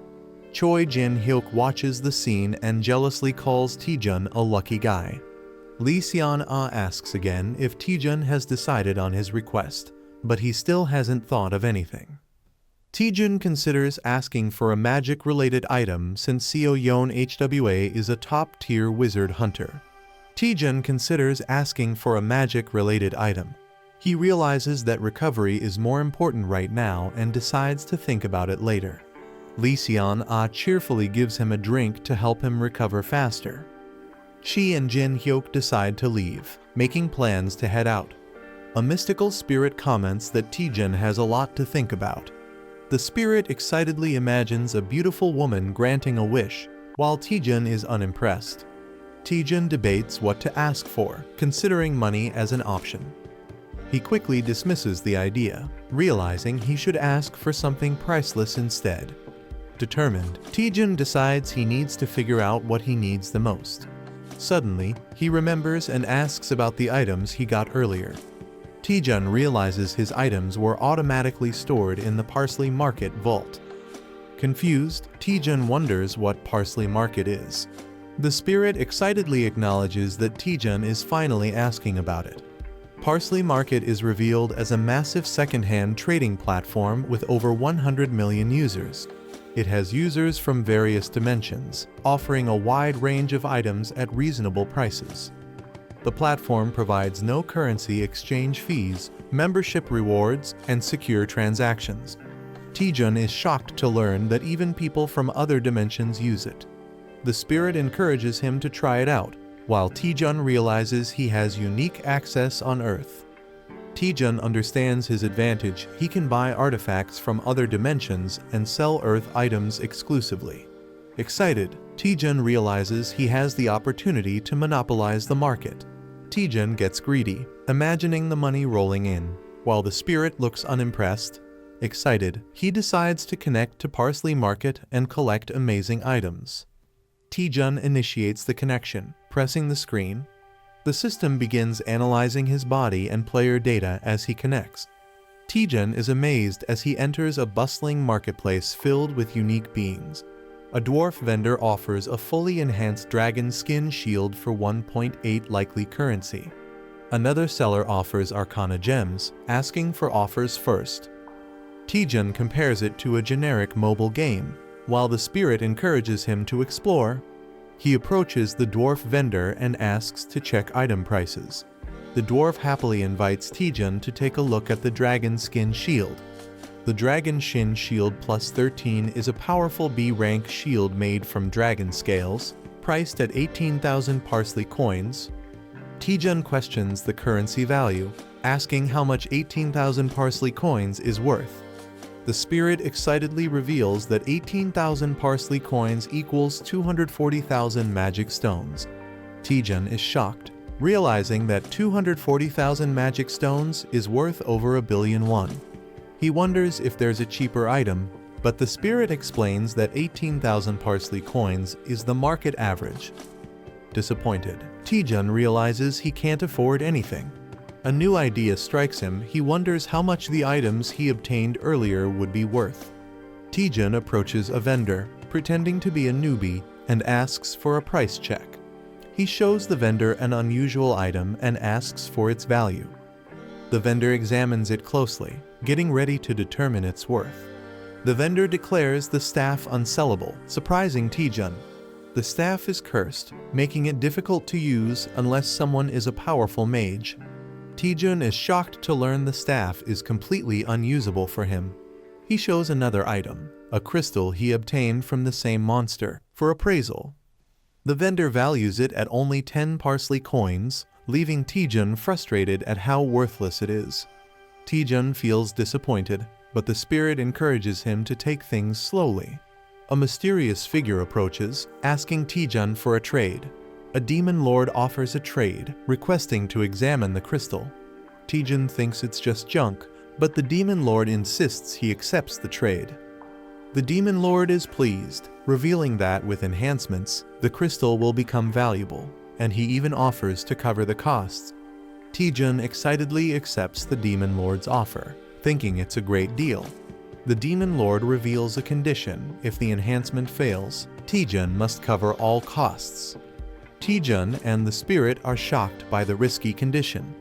The demon lord adds that if the enhancement succeeds, it's completely free, tempting Taejun. The spirit warns Taejun, whispering that the demon lord looks like a scammer and they should ignore him. The demon tricks new players with high enhancement costs, calling it a classic scam. A character sees through the scam, thinking only a fool would fall for it. Something unexpected happens, making the character hesitate. The demon reassures that the player can stop enhancing anytime. With confidence, he prepares to begin the enhancement. A girl tries to stop Taejun, fearing he'll lose all his money. He reassures her, saying he has a winning strategy. She questions his plan, but he tells her to watch and see. He declares he'll prove that luck-based mechanics can be broken. The demon lord explains the game rules, where Taejun can keep enhancing until he decides to stop. If Taejun succeeds, all costs are covered by the demon lord. If he fails even once, Taejun must pay everything himself, making it a risky gamble. The higher the success, the bigger the risk, making it a high-stakes game. The demon lord gives Taejun 100 parsley coins and materials for enhancement. The demon lord offers to show a perfect spot, but Taejun remains skeptical. Taejun confidently starts the enhancement, ignoring the demon lord's trickery. The obsidian crystal begins glowing, signaling something unexpected. The enhancement of the obsidian crystal was successful, granting +1 strength. The demon lord is surprised by the success rate and admires the player's boldness. The demon lord taunts, questioning if the player will stop at just one enhancement. The player smirks confidently, hinting at his next move. With a crazed look, the player declares he's going straight to +9, daring others to back out. The demon lord is shocked and questions if going straight to +9 is a wise choice. The player mocks the demon lord, laughing and asking if he's scared. The demon lord mocks the player, calling him an idiot for attempting a +9 enhancement with a near impossible success rate. Seeing the challenge, the demon lord decides to take the bet and commits his money. The player confidently confirms the deal with a smirk. He presses the Enhance button, ready to take the risk. A rapid sequence of enhancements begins, filling the screen with energy. A character panics, calling out to Taejun in disbelief. The demon lord laughs hysterically, believing the player has doomed himself. A dramatic reveal: Taejun succeeds in enhancing the crystal to +9. The enhanced obsidian crystal now grants major stat boosts and mana recovery. The demon lord is left in shock, unable to comprehend the impossible success. The demon lord is in complete shock, unable to believe the player succeeded in enhancing to +9 without a single failure. Others suspect the player might be a game admin due to his unbelievable success. The demon lord, unwilling to let him go, plots to get him to enhance again. He tries to tempt the player by mentioning that he's only one enhancement away from max level. With a creepy grin, the Demon Lord pressures him to go all the way. The player hesitates, holding the enhanced crystal and considering full enhancement. He reveals that his success up to +9 was guaranteed due to the extraordinary growth buff. However, the chance for the final enhancement is only 10%, making failure a huge risk. Despite the low chance, the player's curiosity and excitement push him to try. Instead of deciding immediately, he suggests making a deal with the Demon Lord. The player confidently suggests going to the perfect spot for the enhancement. They arrive at Pierian Peak, a legendary enhancement spot. Other players pray desperately, fearing complete ruin if they fail their enhancements. The player stands calmly among the desperate crowd, exuding confidence. He claims he can feel the sorrow of all the failed enhancements from this place. The elf girl asks if enhancing at this location will increase his chances. With a smirk, the player bluntly states that it won't help at all. She is shocked and questions why they even came to this place. The player cryptically explains that luck follows a flow. He believes that understanding the right timing can help overcome even the lowest odds. The elf girl is somewhat convinced, but still questions the reason for coming here. The player cryptically asks if she can hear the wailing of countless items. He claims he can sense the precise moments when to proceed or stop based on the reactions of others. With confidence, he declares that luck is now on his side. He prepares for his final enhancement attempt, pouring all his energy into it. The enhancement process begins with a powerful surge of energy. The Demon Lord is stunned, unable to believe he's actually attempting full enhancement. He doubts the success rate, believing it's statistically impossible to succeed from 0 to +10 without failure. Everyone watches in suspense as the outcome is about to be revealed. The crystal glows intensely, marking the decisive moment. A man is screaming intensely, sweat dripping from his face. The same man shouts "See you" with excitement, while a demon and a cat-like character watch. A notification announces that the obsidian crystal of Passing Porter has been enhanced to +10, glowing with twilight energy.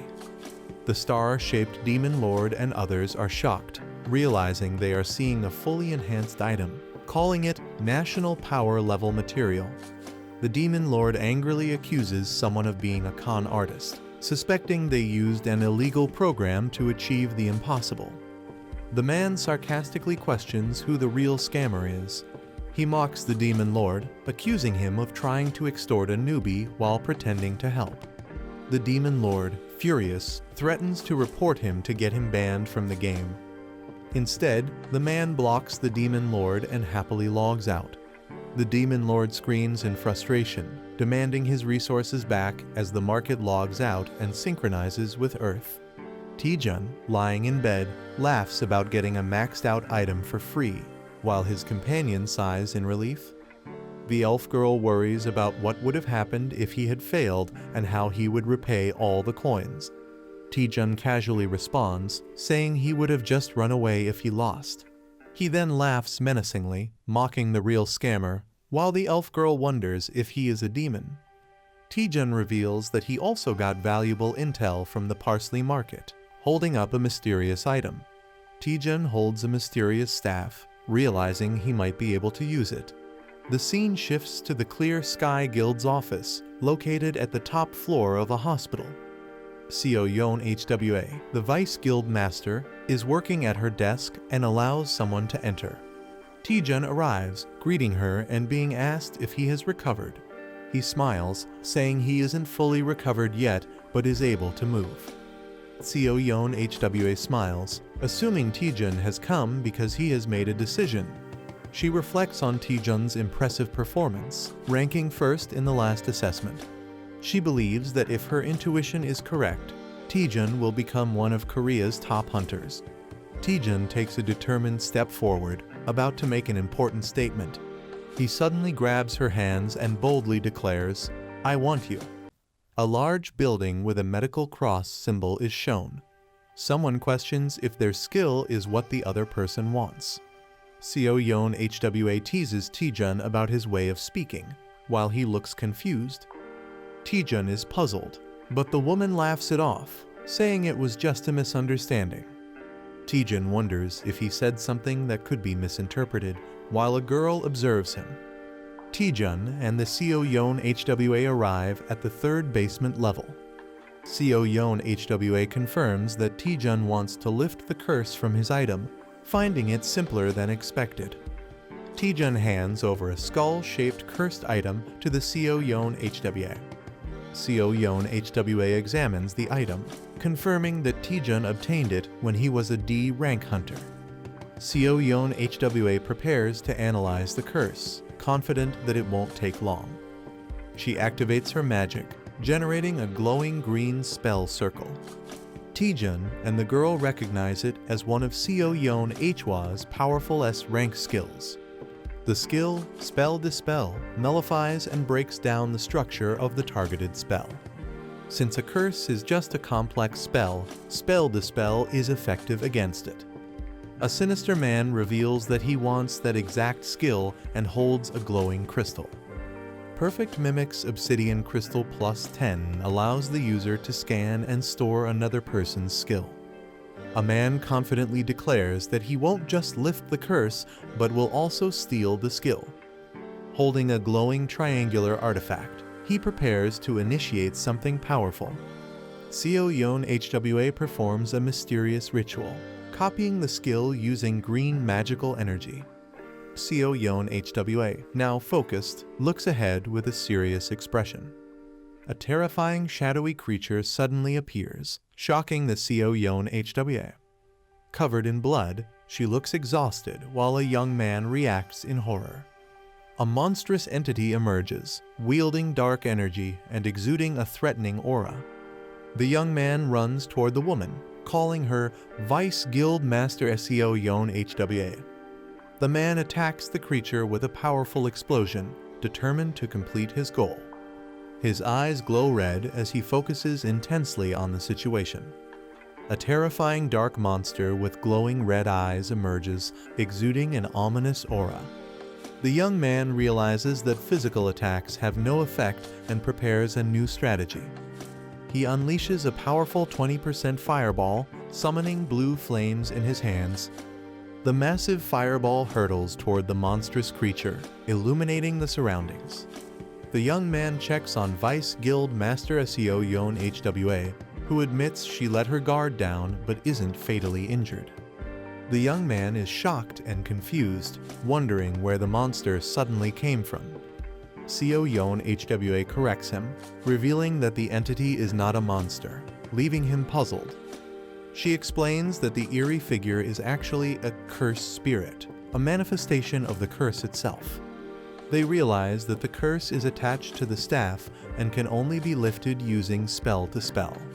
Hwyong HWA, wounded and struggling, reveals that she has been hit with a debuff skill, preventing her from using spell to spell. Hwyong HWA decides to forcefully dissipate the curse using her magic. Surrounded by intricate magical symbols, she acknowledges the loss of the staff but promises to grant a wish next time. The young man panics as he realizes something is about to go wrong. He shouts in frustration, realizing that he won't be able to lift the curse or obtain spell dispel.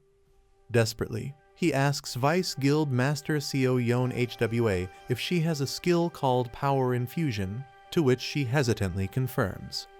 The young man asks Hwyong HWA if she can temporarily lend him spell dispel, assuring her that he will handle the situation.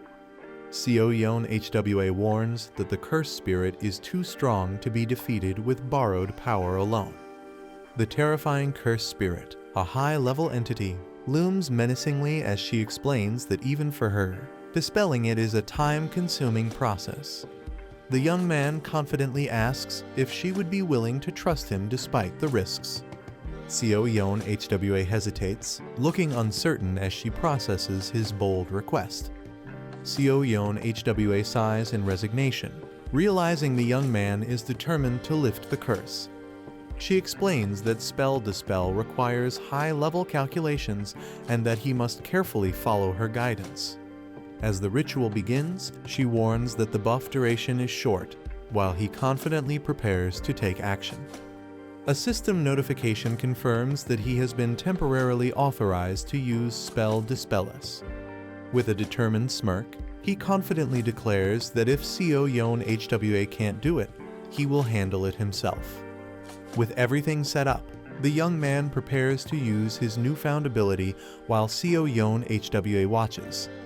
As the battle intensifies, the cursed spirit lunges forward to attack. The young man unleashes spell dispel, surrounding himself with powerful green energy. His perfect mimic's obsidian crystal successfully scans and saves the spell dispel's skill, leaving one slot remaining. The cursed spirit screams in agony as its body begins to break apart from the impact of the spell.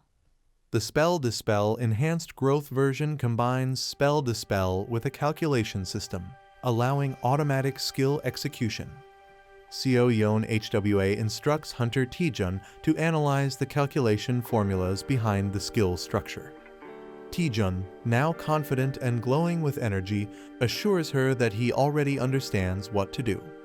Hwyong HWA is shocked, doubting that this complex process can be performed by instinct alone. Taejun, now fully prepared and brimming with power, boldly declares, "Don't worry, here we go again." The cursed spirit shrieks in anger as it prepares to attack. Taejun, filled with determination, challenges the cursed spirit, ready to unleash his power.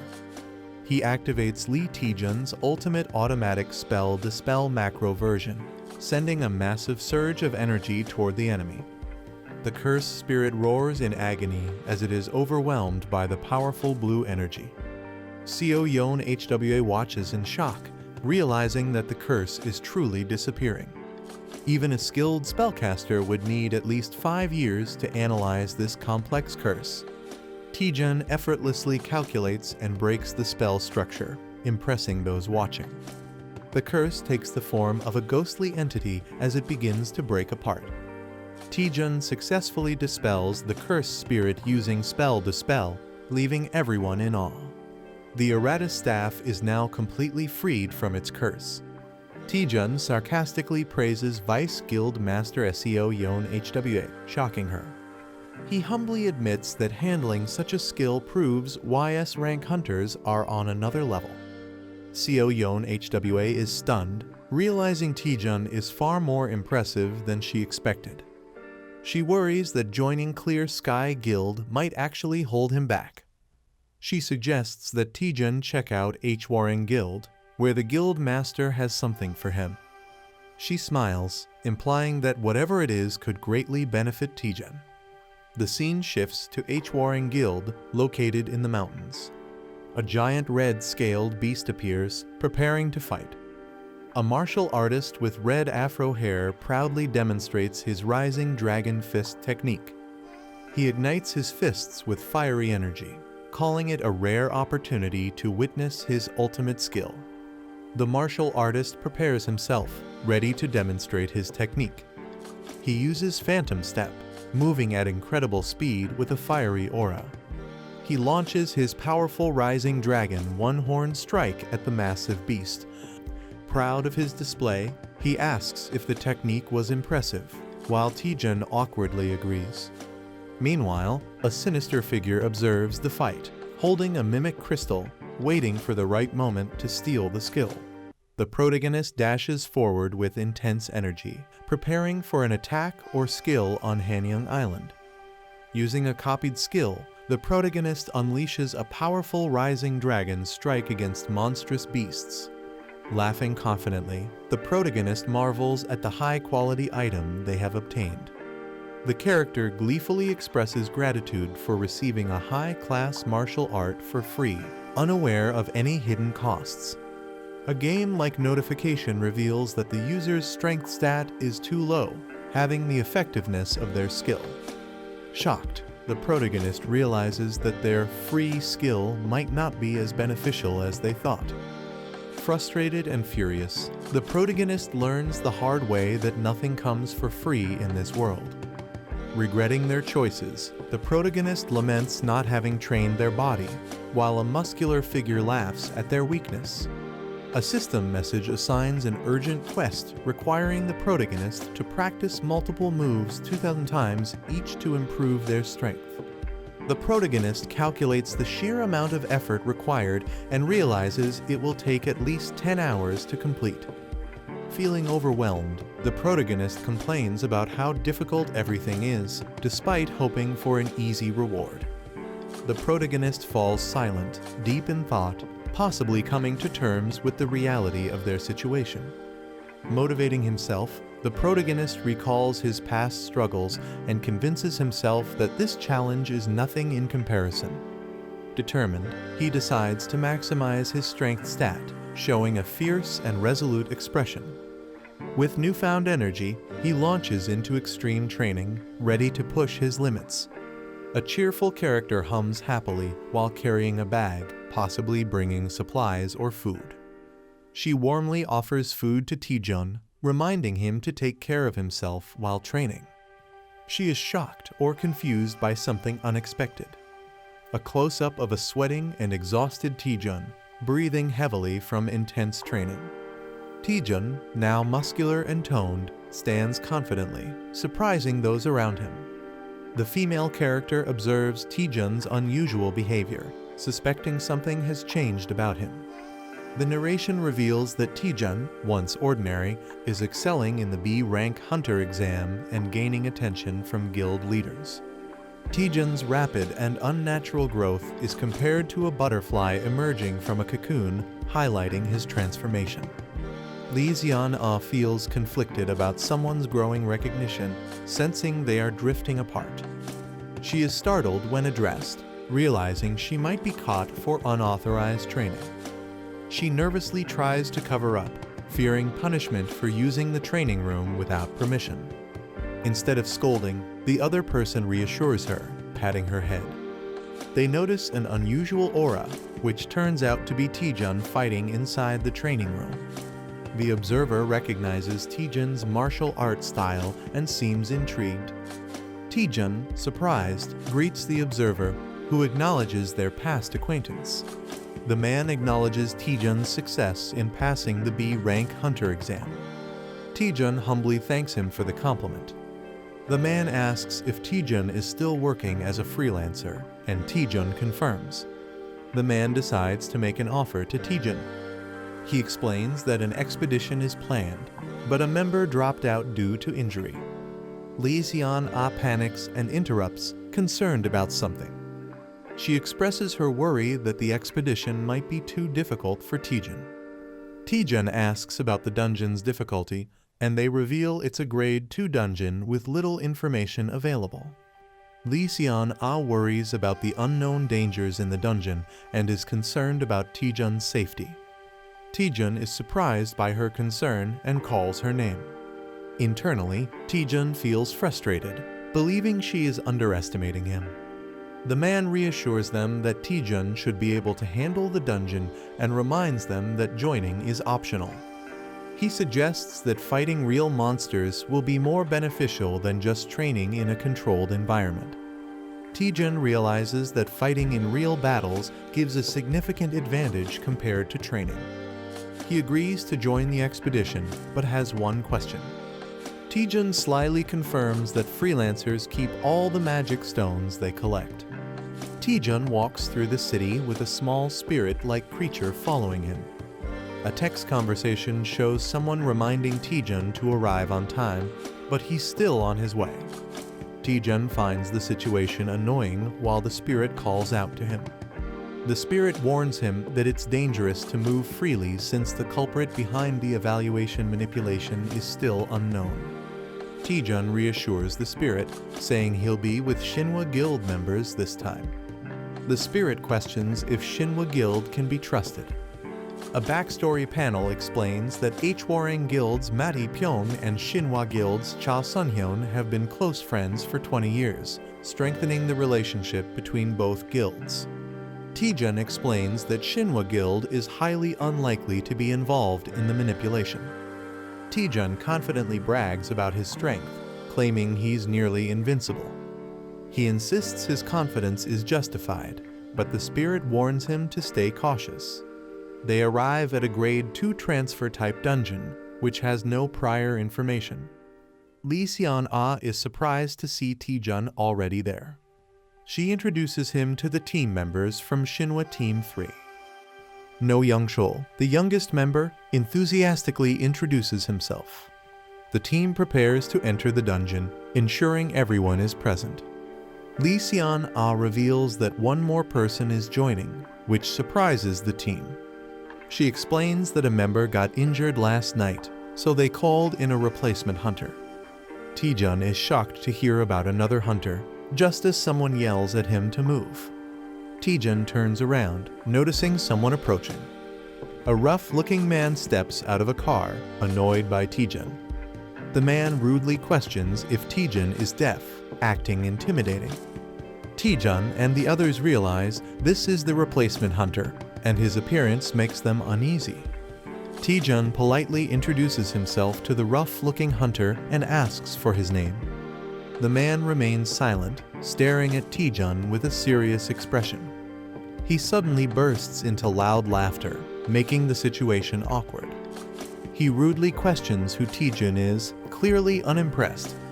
Ignoring Taejun, he tells the team to hurry up and enter the dungeon, frustrating Taejun. Lee Seon-ah calms Taejun down, explaining that despite his rough attitude, he is a well-known figure in the industry. Kim Ji-hoon is revealed as an A-rank freelance hunter, infamous for his terrible personality but unmatched skills.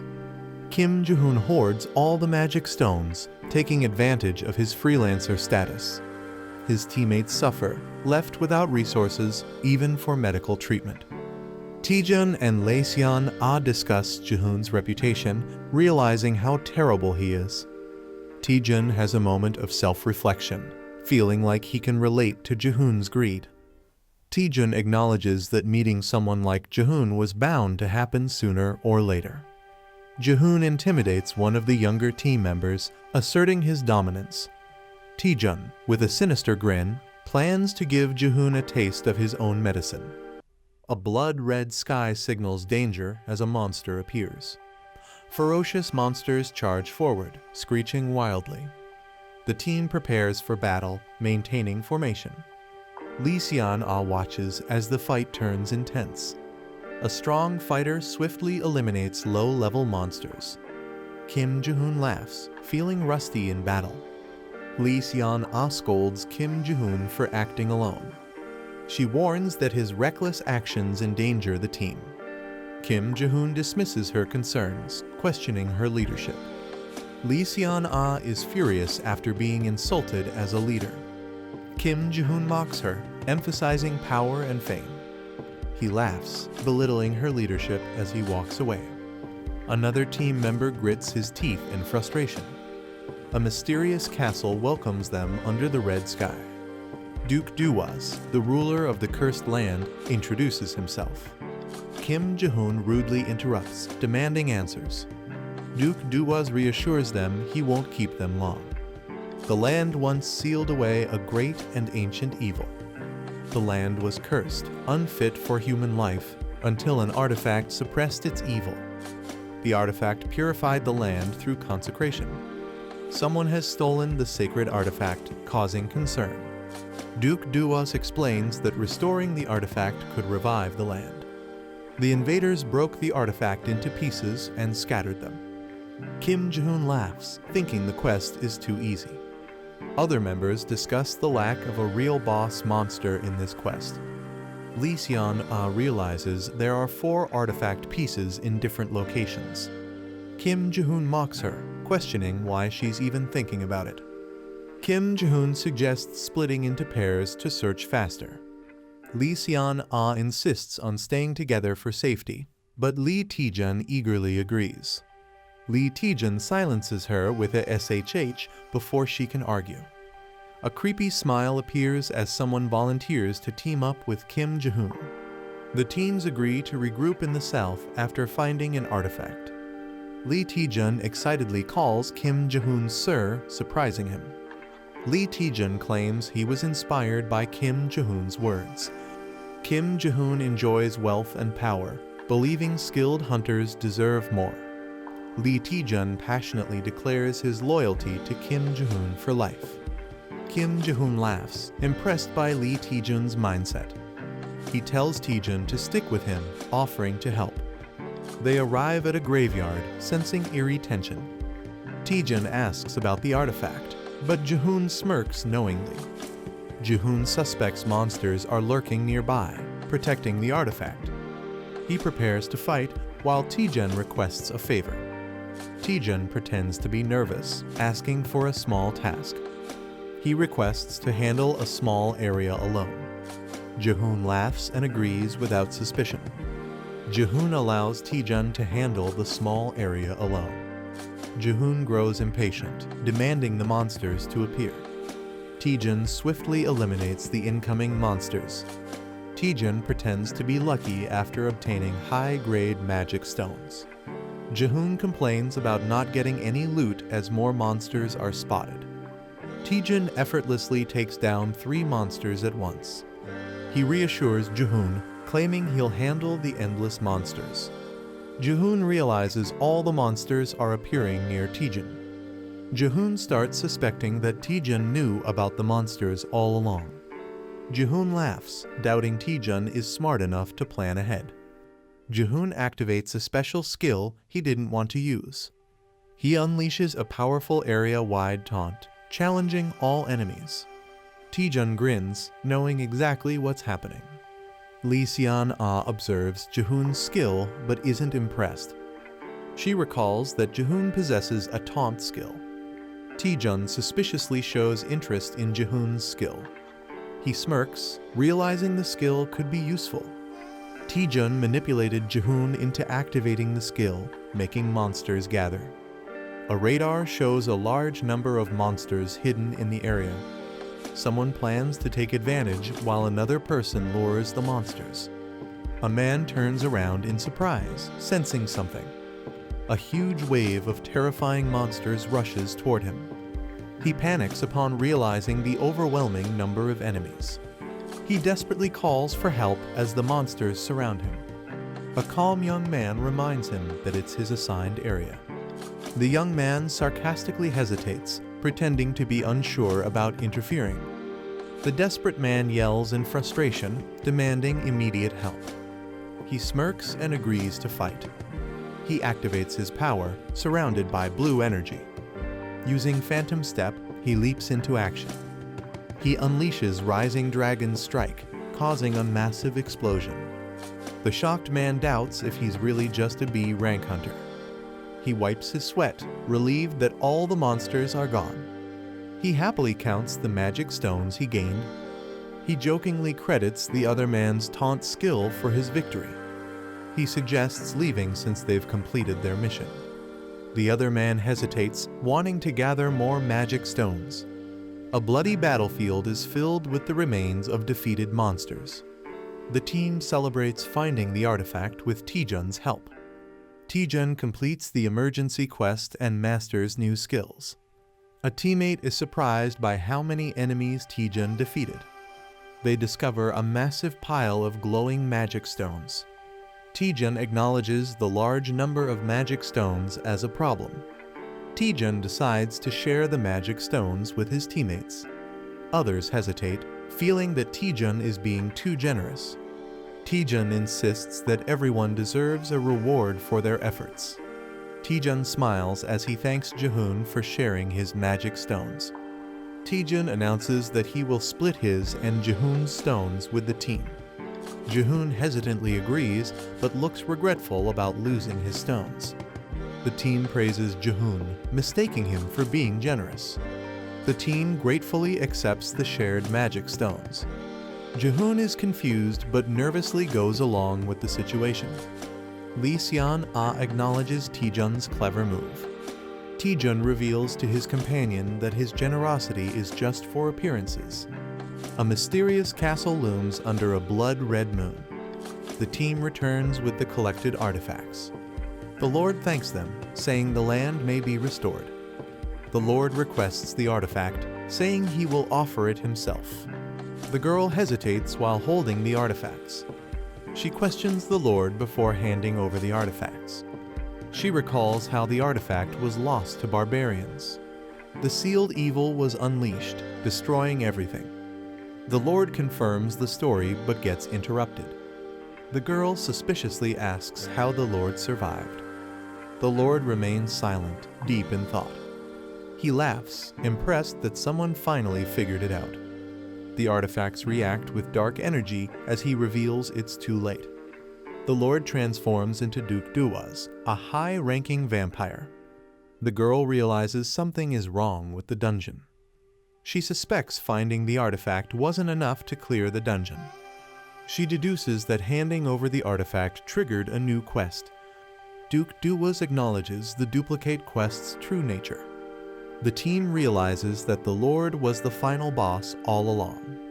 The vampire demands the artifacts to complete his resurrection. Sion-Ah stands in a trance, clutching the artifacts. A teammate shouts in panic as Sion-Ah moves forward. An ambush interrupts the situation with a sudden attack. A mind-controlled ally attacks with a blade. Charm's evil eye is revealed as a powerful mind control ability. The vampire's charm skill has taken control of an ally. Taejun realizes his spell nullification skill protected him. The vampire mocks Taejun, questioning his resistance to the power. Taejun mocks the vampire with a rude gesture. He taunts the vampire, who is visibly irritated. The vampire begins the ritual to restore his full power. He commands his mind-controlled servants to attack. Taejun finds the situation troublesome as his allies turn against him. The vampire laughs, knowing Taejun values his comrades. He predicts Taejun's downfall at the hands of his allies. Taejun prepares a counterattack, activating a skill. With a powerful strike, an enemy is taken down. A fierce attack strikes a monstrous opponent, causing a powerful impact. A shocked vampire-like character reacts in disbelief. A confident fighter approaches a fallen enemy, preparing to say something. A devastating punch lands, sending the opponent flying with blood splattering. A fighter taunts the vampire, boasting about his strength. The protagonist smirks menacingly, enjoying his overwhelming power. The vampire panics, realizing his power hasn't fully returned. Lee Sion-Ah stands in front of the vampire, ordered to protect him. Sion-Ah is launched into the air by a powerful attack. Taejun, injured and sweating, warns Sion-Ah about the opponent. Sion-Ah moves at an incredible speed, making it difficult to stop her. Taejun considers using a powerful attack, but worries it may be too deadly. The vampire laughs and taunts Taejun, understanding the situation. Someone accuses Taejun and Sion-Ah of being in love, shocking both of them. The vampire enjoys the drama, calling it a tragic love story. Taejun is confused by the vampire's words while a small spirit warns him. Sion-Ah suddenly stops moving, appearing hesitant. Taejun realizes that the charm controlling Sion-Ah has weakened. The vampire angrily orders Sion-Ah to kill Taejun, but she hesitates. Taejun realizes that Sion-Ah reacted to the vampire's words about love. He suspects strong emotions can help Sion-Ah break free from the charm spell. Taejun urgently calls out to Sion-Ah, preparing to say something important. A flashback shows Taejun receiving a wallet from Sion-Ah as a gift last Christmas. The wallet, now a significant memory, is highlighted. Taejun awkwardly confesses that he sold the wallet on Carrot Market. He explains that financial struggles forced him to sell it, but Sion-Ah is furious. Taejun realizes that making her angry is actually working to break the charm. Taejun angrily confronts the vampire, vowing to stop his powers. Taejun activates his spell nullification technique, preparing to counter the vampire's magic. Taejun unleashes his attack, targeting the vampire's evil eye while the vampire screams in pain. A powerful roar shakes the air as blue lightning surges wildly. The enemy screams in pain as a hand forcefully presses into their eye. The attacker laughs maniacally, refusing to let go. He declares that the enemy will stay like this until death, acquiring a new skill. The Eyes of Enchantment skill has been nullified. The enemy howls in agony as lightning surges through them. The enemy growls in frustration, confused about what happened to their eyes. Someone reacts in shock, while another grins and flashes a victory sign. Two fighters feel as if they were struck, questioning if their powers were broken. The enemy is in shock, unable to believe what just happened. He panics, realizing his power has never been broken before. Furious, he demands to know how his power was shattered. The protagonist mocks him, saying he'll die soon anyway. Jokingly, he tells the enemy to search for the answer online, but laughs at the irony. The enemy grins menacingly, enraged by the mockery. His bloodied hand trembles as he vows that the protagonist will be the one to die. He lunges forward, determined to kill with a bloodthirsty grin. The protagonist smirks, while a red-haired ally rushes in to attack. The enemy is struck mid-air as the team launches their attack. Taejun is surprised to see Lee Seon-ah awake, and she praises him. With a determined expression, Lee Seon-ah tells them to leave the rest to her. She calls everyone to attack, revealing the enemy can no longer use mental skills. The team unites, preparing to take down the vampire together. The vampire mocks them, but Taejun eagerly accepts the challenge. Taejun grins confidently, declaring that the enemy will be beaten. A cowboy-style fighter leaps in, ready to attack alongside his brother. No Young Chul fires his weapons, determined to prove himself in battle. The vampire is struck by powerful energy blasts, staggering backward. The team calls out to Taejun, telling him to let them handle the fight. The fighters attack together, causing the vampire to scream in pain. The vampire realizes their teamwork is flawless. He acknowledges that they are not just ordinary fighters. Lee Seon-ah prepares a powerful sword technique. She unleashes Shattering Strike, creating a massive wave of destruction. The battlefield is covered in mist, leaving an eerie silence. One of the fighters nervously asks if the battle is over. The protagonist counters with a swift, determined strike as his eyes flare with energy. An enemy combatant is blasted backward by the force of the attack.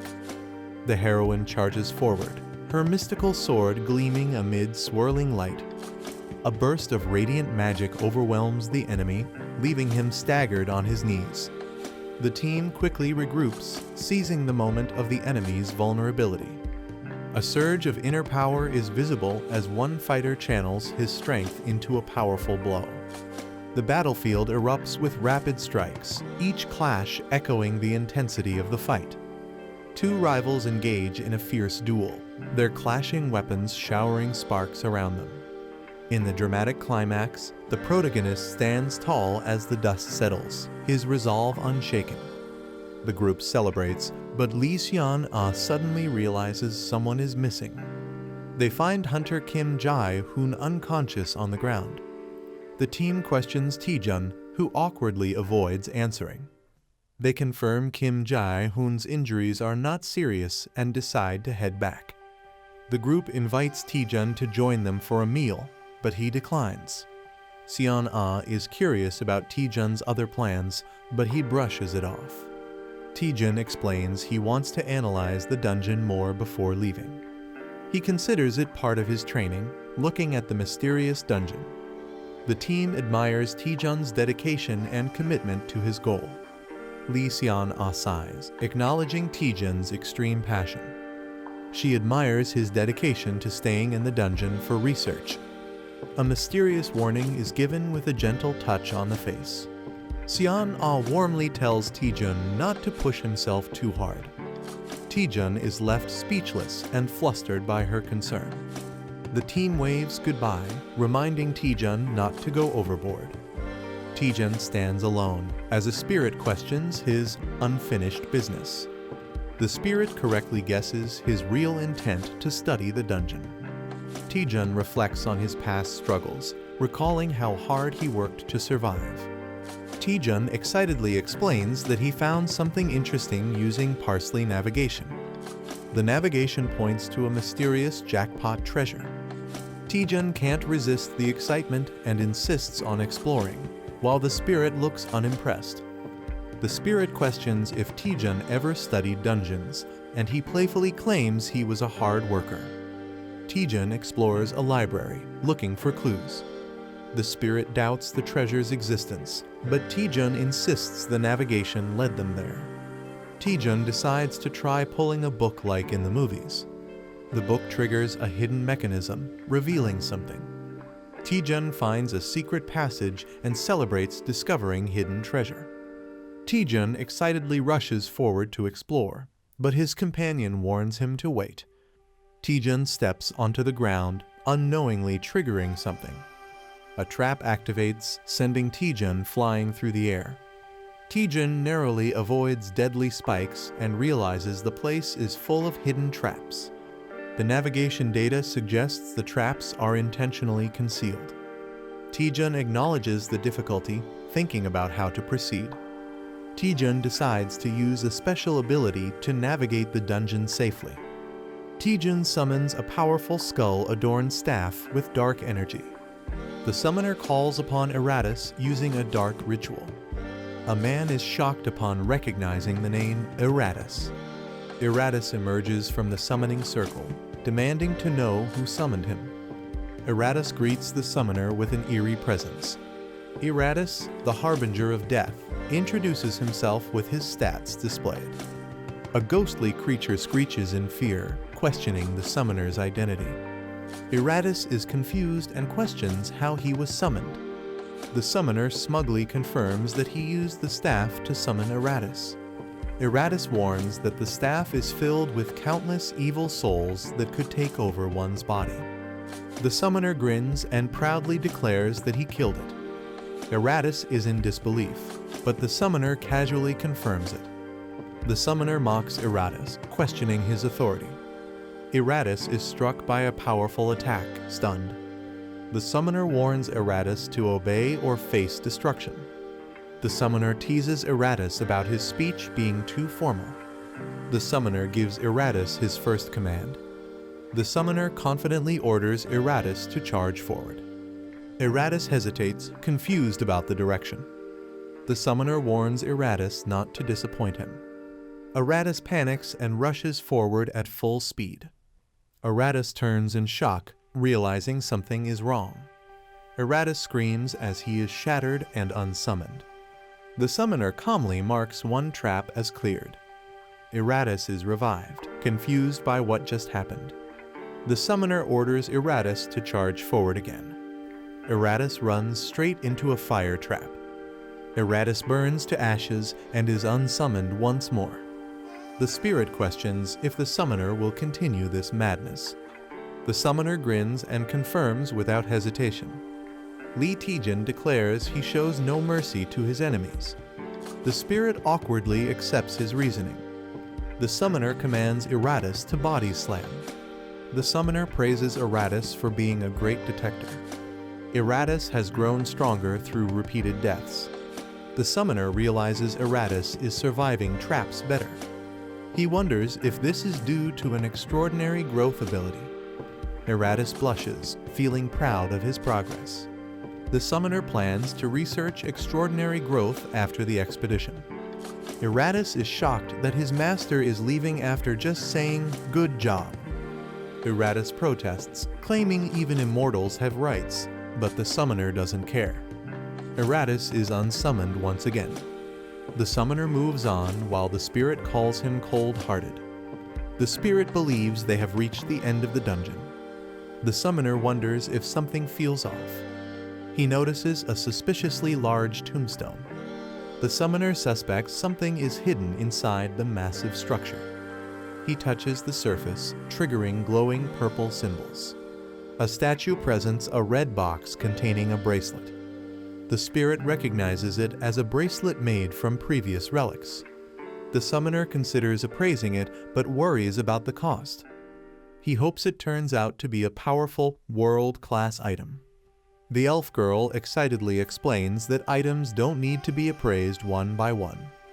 She introduces the Item Analyzer app that makes analyzing items easy. The guy is shocked and frustrated that she didn't mention this earlier. She insists she told him before, but he was too distracted to notice. He tries using the Item Analyzer and it scans an item automatically. The Relic of Malice is revealed as a unique grade bracelet with special vampire-related skills. He is shocked by its high grade, while the elf urges him to check the skills. The aesthetic of the vampire passive skill allows rapid healing except for severe injuries. Charm of the vampire skill allows controlling weakened targets.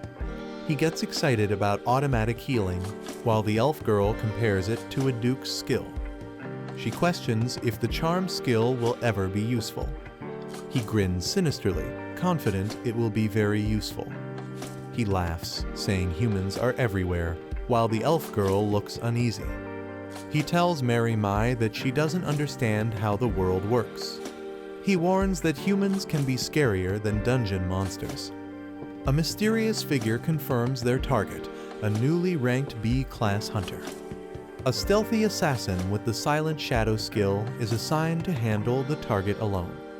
Lee Taejun arrives at the location, unaware that the assassin is watching him. The assassin recalls that Taejun was a D-rank porter not long ago but quickly rose to B-rank. The assassin believes Taejun must die for becoming too noticeable. He launches a swift attack while Taejun finds the situation strange. Taejun stands victorious after a sudden counterattack, confused about the navigation error. The assassin is down, and Taejun questions when he appeared. Taejun wonders if the assassin had an invisibility skill, as he wasn't detected before. Taejun confidently tells the assassin to stop hiding and come out. With a sinister smile, Taejun unleashes powerful energy, warning he'll keep attacking until the assassin is dead. He throws a powerful, blue energy kick. The kick lands with explosive force on the opponent. A man watches in shock and fear. He unleashes a flurry of punches, overwhelming his enemy. The enemy begs for mercy, but the fighter hasn't even started. He mocks the defeated enemy, saying kids lack toughness. He casually asks the beaten man to introduce himself. The man, scared and bruised, reveals he's from the Red Hounds. The protagonist thinks the name Red Hounds sounds familiar. He remembers the Red Hounds as a criminal group that assassinates hunters for money. He questions the Red Hound member, who pleads for his life. He mocks the man's excuse of just following orders, calling him shameless. He prepares to interrogate the man using a mysterious power. He activates Vampire's charm to control the man's will.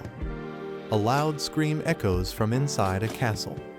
Two Red Hounds wonder why their teammate hasn't returned. Han Jong-pil thinks it's taking too long to deal with a B-class hunter. He says next time he'll handle it himself, joking about the rookie's slow work. Han Jong-seo says the rookie's just slow due to lack of experience. The older brother mocks, saying the rookie might end up beaten like him. The protagonist appears with the captured brother and calls them out. He says their late parents would be ashamed of what they've become. They ask how he knows them. He admits he interrogated the youngest. He jokes that he came himself to gather the rest of the info. One brother gets angry and blames Han Jong-chul. The leader defends him, saying he's too well trained to break easily. He suspects the enemy used a mental skill, while the hero mocks their trust. He jokingly gives a praise sticker, while the spirit looks confused. The Red Hounds are stunned and wonder if he's actually insane. One regrets not dealing with him personally from the start.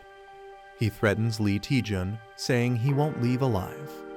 Lee Taejun casually tells him to go ahead and try. The assassin prepares to use a deadly technique called Shadow Strike. Before he finishes, Lee Taejun punches him right in the face. His brother screams in shock while Lee casually comments on how boring it was. The last Red Hound hesitates, saying he's low on mana. Taejun threatens the last brother to talk or end up like the others. The Red Hounds are arrested and taken into custody by the Hunter Alliance. The brothers had planned their ambush using dungeon info. They disguised themselves as cleaners, waiting for Taejun to exit the dungeon. When he didn't come out, they went in to kill him themselves. A mysterious woman admits they got careless. In a guild meeting, she explains they expected an attack on Taejun. She didn't expect them to sneak into a dungeon owned by Shinhwa Guild. She blames herself, but someone reassures her there's no need to apologize. Taejun sensed trouble coming but didn't expect it so soon. An angry ally yells that the enemies targeted Taejun, Kangjin, and Yu Si-rin. He wants to go interrogate them by force, but Taejun stops him. Taejun calmly reveals he already knows who's behind it all. They're surprised how easily the enemies talked during the interrogation. With serious eyes, she demands to know who's responsible. She's furious about the attacks on multiple hunters, including Taejun. Taejun silently stares, ready to expose the truth.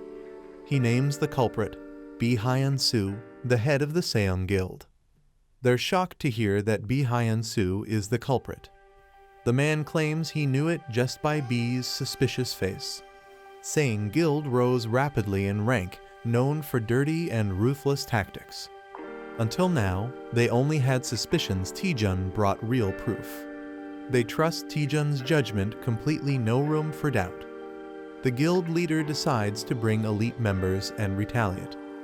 The man vows to protect his disciple and join the fight. He gets fired up to storm the enemy HQ and Taejun asks to come too. Taejun smiles and says he wants to see the face of the man who tried to kill him. The Seong Guild building shakes as the heroes arrive to confront Hwyong. The man powers up and calls out Hwyong, saying it's been a while. He smashes the ground, demanding Hwyong to come out. Guild members rush in, shouting at him and calling him insane. Someone reminds them they already know why this is happening. The woman from the Chunjeon Guild demands Hwyong be brought out now. She threatens to burn the whole building down if he doesn't show up. She orders her guild to begin the attack. The guild unleashes powerful magic, striking the building with green energy. A man desperately bangs on a vault door, calling for his boss. The boss is panicking as he's told 2 guild leaders have broken in. He curses his situation, blaming himself for hiring incompetent people. He angrily questions where everything started to go wrong, blaming Lee Taejun. Planning to flee, he decides to take the money and escape unnoticed. He hears a sudden noise and looks back, startled. Someone finds his hiding place and taunts him. Shocked, he recognizes the intruder. A creepy man introduces himself as B-class hunter Lee Taejun with a chilling smile. A surprised man asks how Lee Taejun got there, and Taejun casually replies he walked. Taejun enters confidently, saying he's great at finding people. The seated man suspects Taejun wants something for showing up secretly. He offers Taejun a suitcase full of money, asking if that's what he wants. Taejun is stunned by the cash, but his spirit companion warns him to stay focused. Taejun refuses the money, saying he's not after dirty cash. He steps closer, saying there's just one thing he wants to confirm. Taejun accuses him of rigging the promotion exam and suspects another person is involved. The man is shocked, but Taejun insists he already knows most of the truth and wants honesty. The man angrily claims he acted alone in rigging the exam. Taejun laughs, realizing his bluff didn't work. Taejun decides to just beat him up and take him in. The man glares furiously, insulted by Taejun's confidence. He mocks Taejun, summoning dark power to intimidate him. He says he only fears top hunters, not someone like Taejun. Taejun recognizes the dark energy and braces himself. The man smirks, thinking Taejun would have avoided all this by accepting the bribe. Taejun wonders if he should have taken the deal, but his companion freaks out. Taejun realizes that if dark matter is real, things might get dangerous. Dark matter absorbs energy, blocks attacks, and drains mana, making it nearly unstoppable. Taejun's spirit warns him to run, but Taejun stays calm despite the threat. Taejun mocks the opponent, calling the dark matter fake and weak. The enemy is shocked Taejun would fight with just a fireball and accuses him of bluffing. Taejun activates a QR scanner ability to expose the truth behind the opponent's skill. He charges down confidently, ready to reveal what's really going on. The scan reveals it's just a copied skill with only 10% of its original power. Realizing he's been exposed, the man panics and begs to talk it out. Taejun blasts his enemy with a powerful electric attack. The enemy screams in pain as the electricity hits hard. He rolls on the ground shouting for help, while Taejun is confused. Taejun is surprised that the enemy is so weak even though he held back. Water is dumped on the burnt man while Taejun tells him to stop being dramatic. Soaked and miserable, the enemy admits he's done talking. Taejun activates a skill to search for any hidden tricks or surprises. A damaged building sets the scene for Taejun's victory over Hwyong. Taejun gets praised for being way more capable than the usual HQ members. Taejun humbly agrees with praise, while the man proudly smiles. The guild master jokes he held back, or the building would have been destroyed. Taejun asks about guild master Seo, and the red-haired man says she's gathering evidence. A portal opens, and guild master Seo arrives just in time.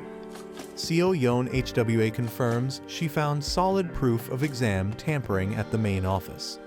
She says some officials were involved, but they've already escaped overseas. She clarifies that Hwyong rigged the exam with help from corrupt officials. The man gets angry about how people will do anything for dirty money. Furious, he grabs Hwyong and scolds him for thinking money could solve everything. The man drags Hwyong off for a beating before handing him over, while Taejun and Seo just watch. Hwyong HWA thanks Taejun for catching Hwyong in his secret hideout. She says they're once again in Taejun's debt, but he says he did it for his own reasons. Taejun explains he wanted to uncover any hidden forces involved in the corruption. He doubts Hwyong acted alone and suspects a bigger plot. Taejun lists dark magic, liches, and assassins too much for one person to manage alone. He believes Hwyong had help, and he wants to bring down every last one of them. Taejun declares anyone who commits evil should face justice plain and simple. Surprised, Seo comments on Taejun's unexpectedly righteous side, and he just smiles. Seo asks Taejun if he found the people helping Hwyong behind the scenes. Taejun gives a quiet, knowing smile in response. Somewhere else, someone lies and says there was nothing found. News reports confirm Hwyong confessed to the exam rigging after his arrest.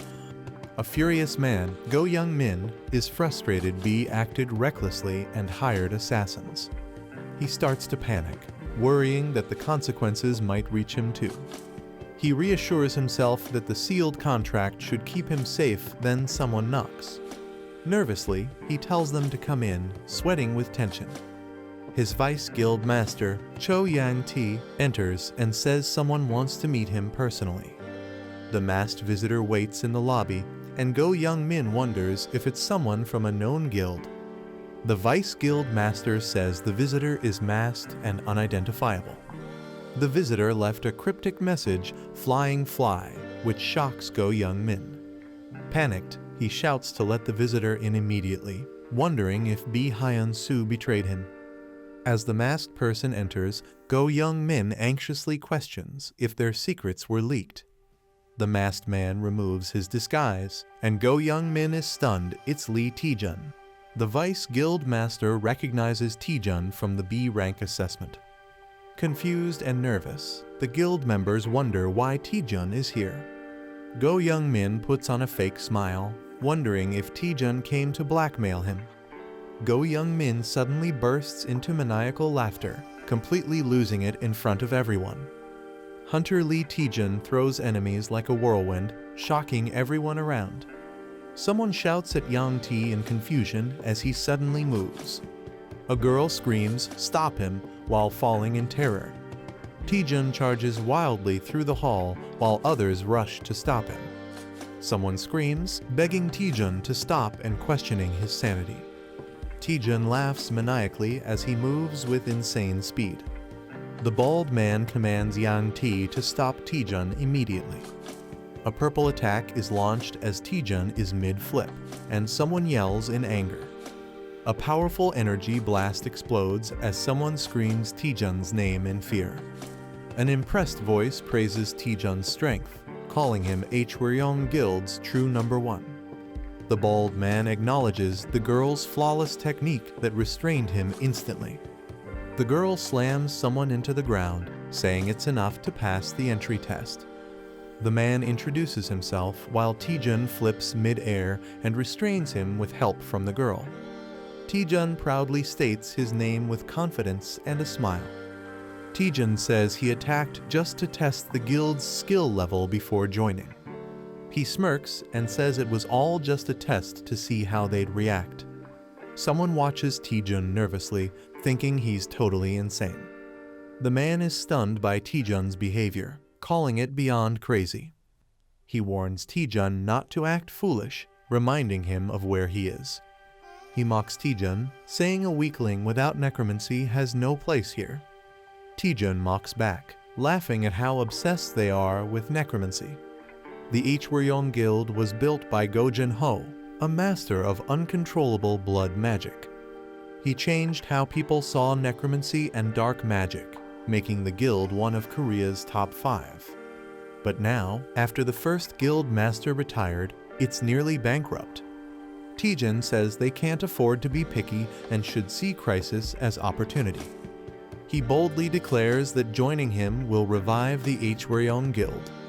The man hesitates, unsure, while Taejun prepares to reveal more. Taejun hands him a paper, saying, "Take a look at this." The man reads the document in shock, realizing its significance. A dramatic gasp bursts out. Whatever he saw left him horrified. Go Young-min panics and hides the document when asked what it is. He realizes Lee Taejun had known everything from the very start. The paper reveals shady deals and manipulation in the B-rank assessments. Taejun grins smugly, asking if they've changed their mind yet. He leans in creepily, pressuring Young-min to sign the contract. Angrily, someone slams their fist on the table, shouting, "You little!" Yang T yells at Young-min for letting a non-necromancer into the guild. Young-min nervously tries to calm Yang T down. He nervously argues Taejun is weird, but his skills are top-notch. Yang T complains that Taejun is only here to drain the guild's resources. He warns that Taejun must learn necromancy no matter what. If not, Taejun will face a brutal lesson during initiation. A peaceful city view sets the scene for a calm moment. Taejun enjoys his coffee, finally feeling relaxed. Guan Rimi teases him, saying he's living the good life. She reminds him that bounty hunters were just after him, urging caution. Taejun says he has a plan and wouldn't sit around carelessly. He shows a special ring, saying it helps assassins avoid being caught. Wearing the ring changes Taejun's appearance so most people won't recognize him. The ring is called the Ring of the Hidden Hunting Dog and disguises the user randomly. Guan Rimi feels relieved Taejun can now move around safely. She wonders why Taejun chose Hwyong Guild over the better-known ones. Taejun says other guilds are fine, but dealing with their demands would be too much trouble. He doesn't want to deal with constant international expeditions. He also dislikes being dragged into political events by top guilds. Since Hwyong is ranked low, it lets him freely profit from monastones.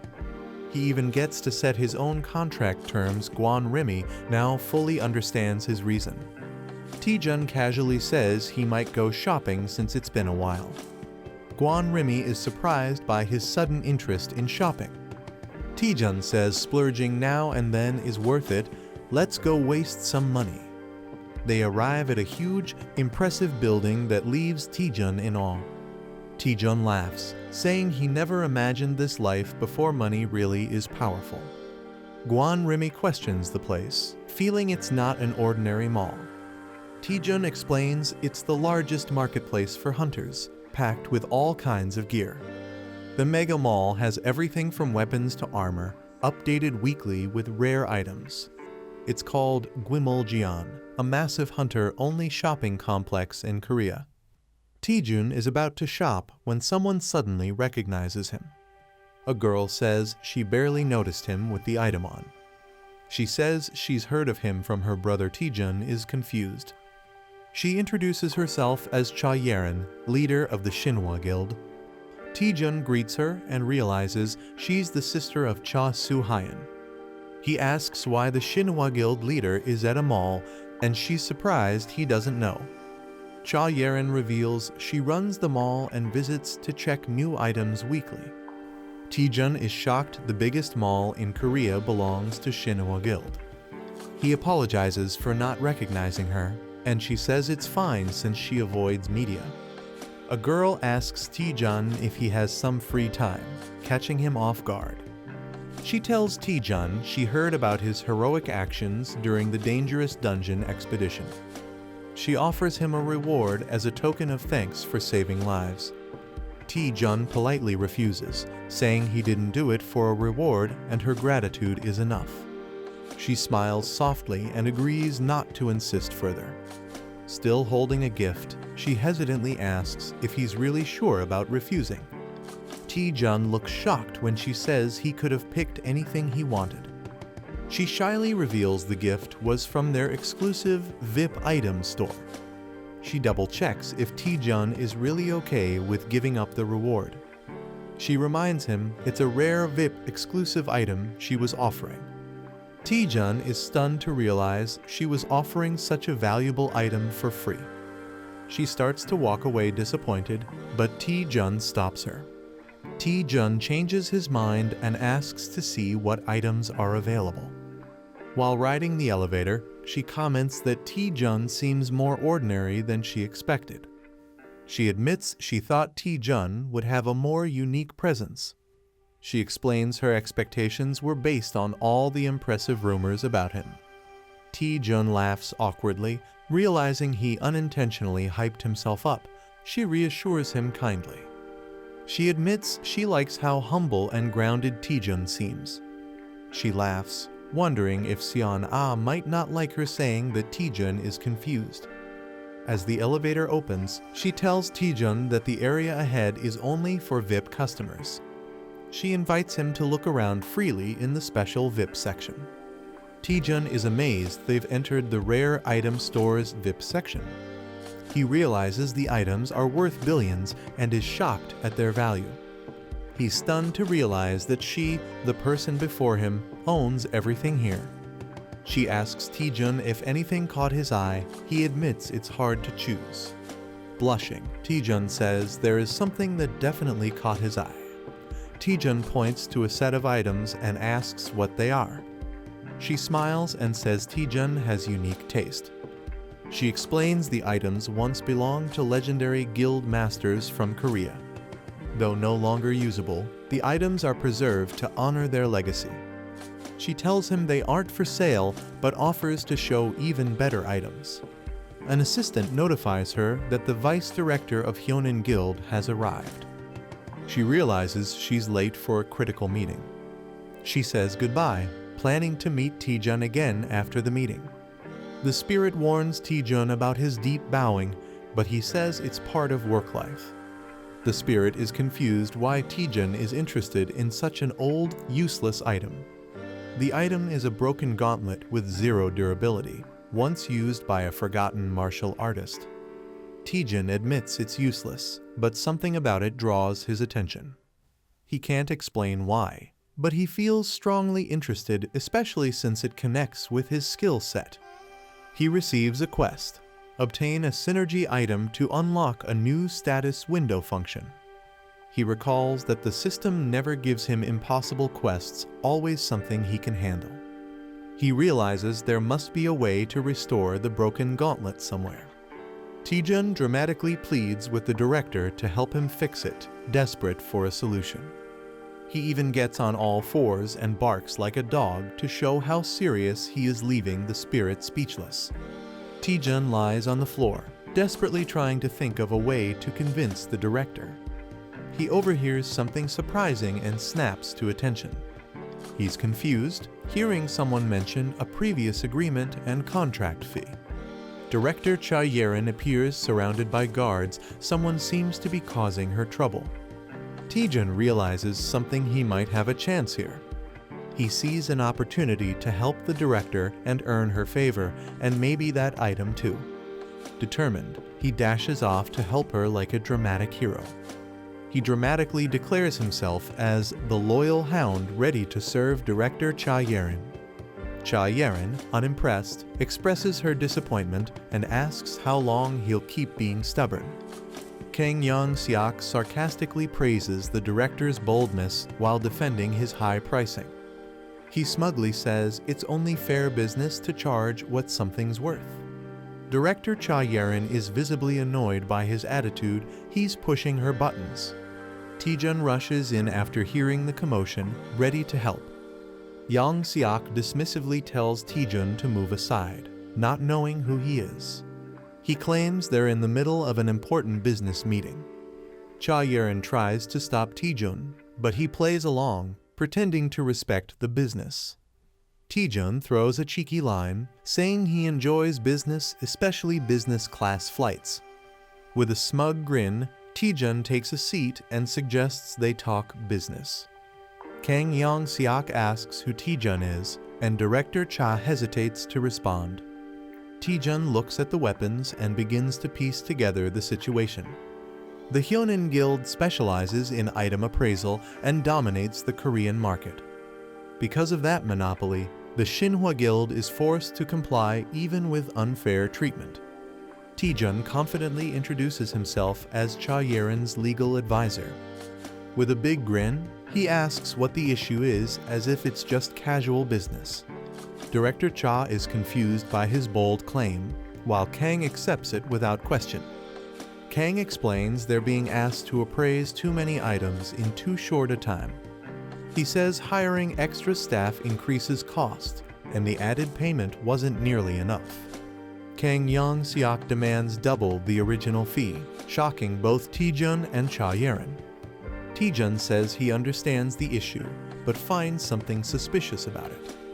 He confirms with Kang that the Hyonin Guild is supposed to be an appraisal specialist.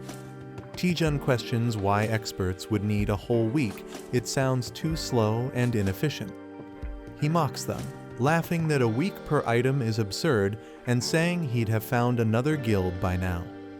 Kang becomes visibly angry and offended by Taejun's words.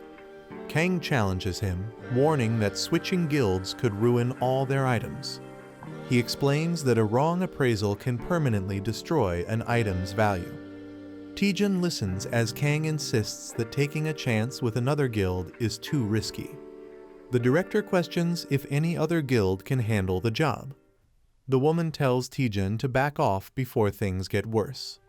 Taejun apologizes for stepping out of line and disturbing business. Taejun leaves quietly, and the director feels satisfied. The director smugly claims their appraising skills are unmatched. Cha Yerin shows up, surprising the director. Lee Taejun cheerfully introduces himself as the new item appraiser. This is the end of the video. If you guys want to see the next part, then don't forget to subscribe and like the video.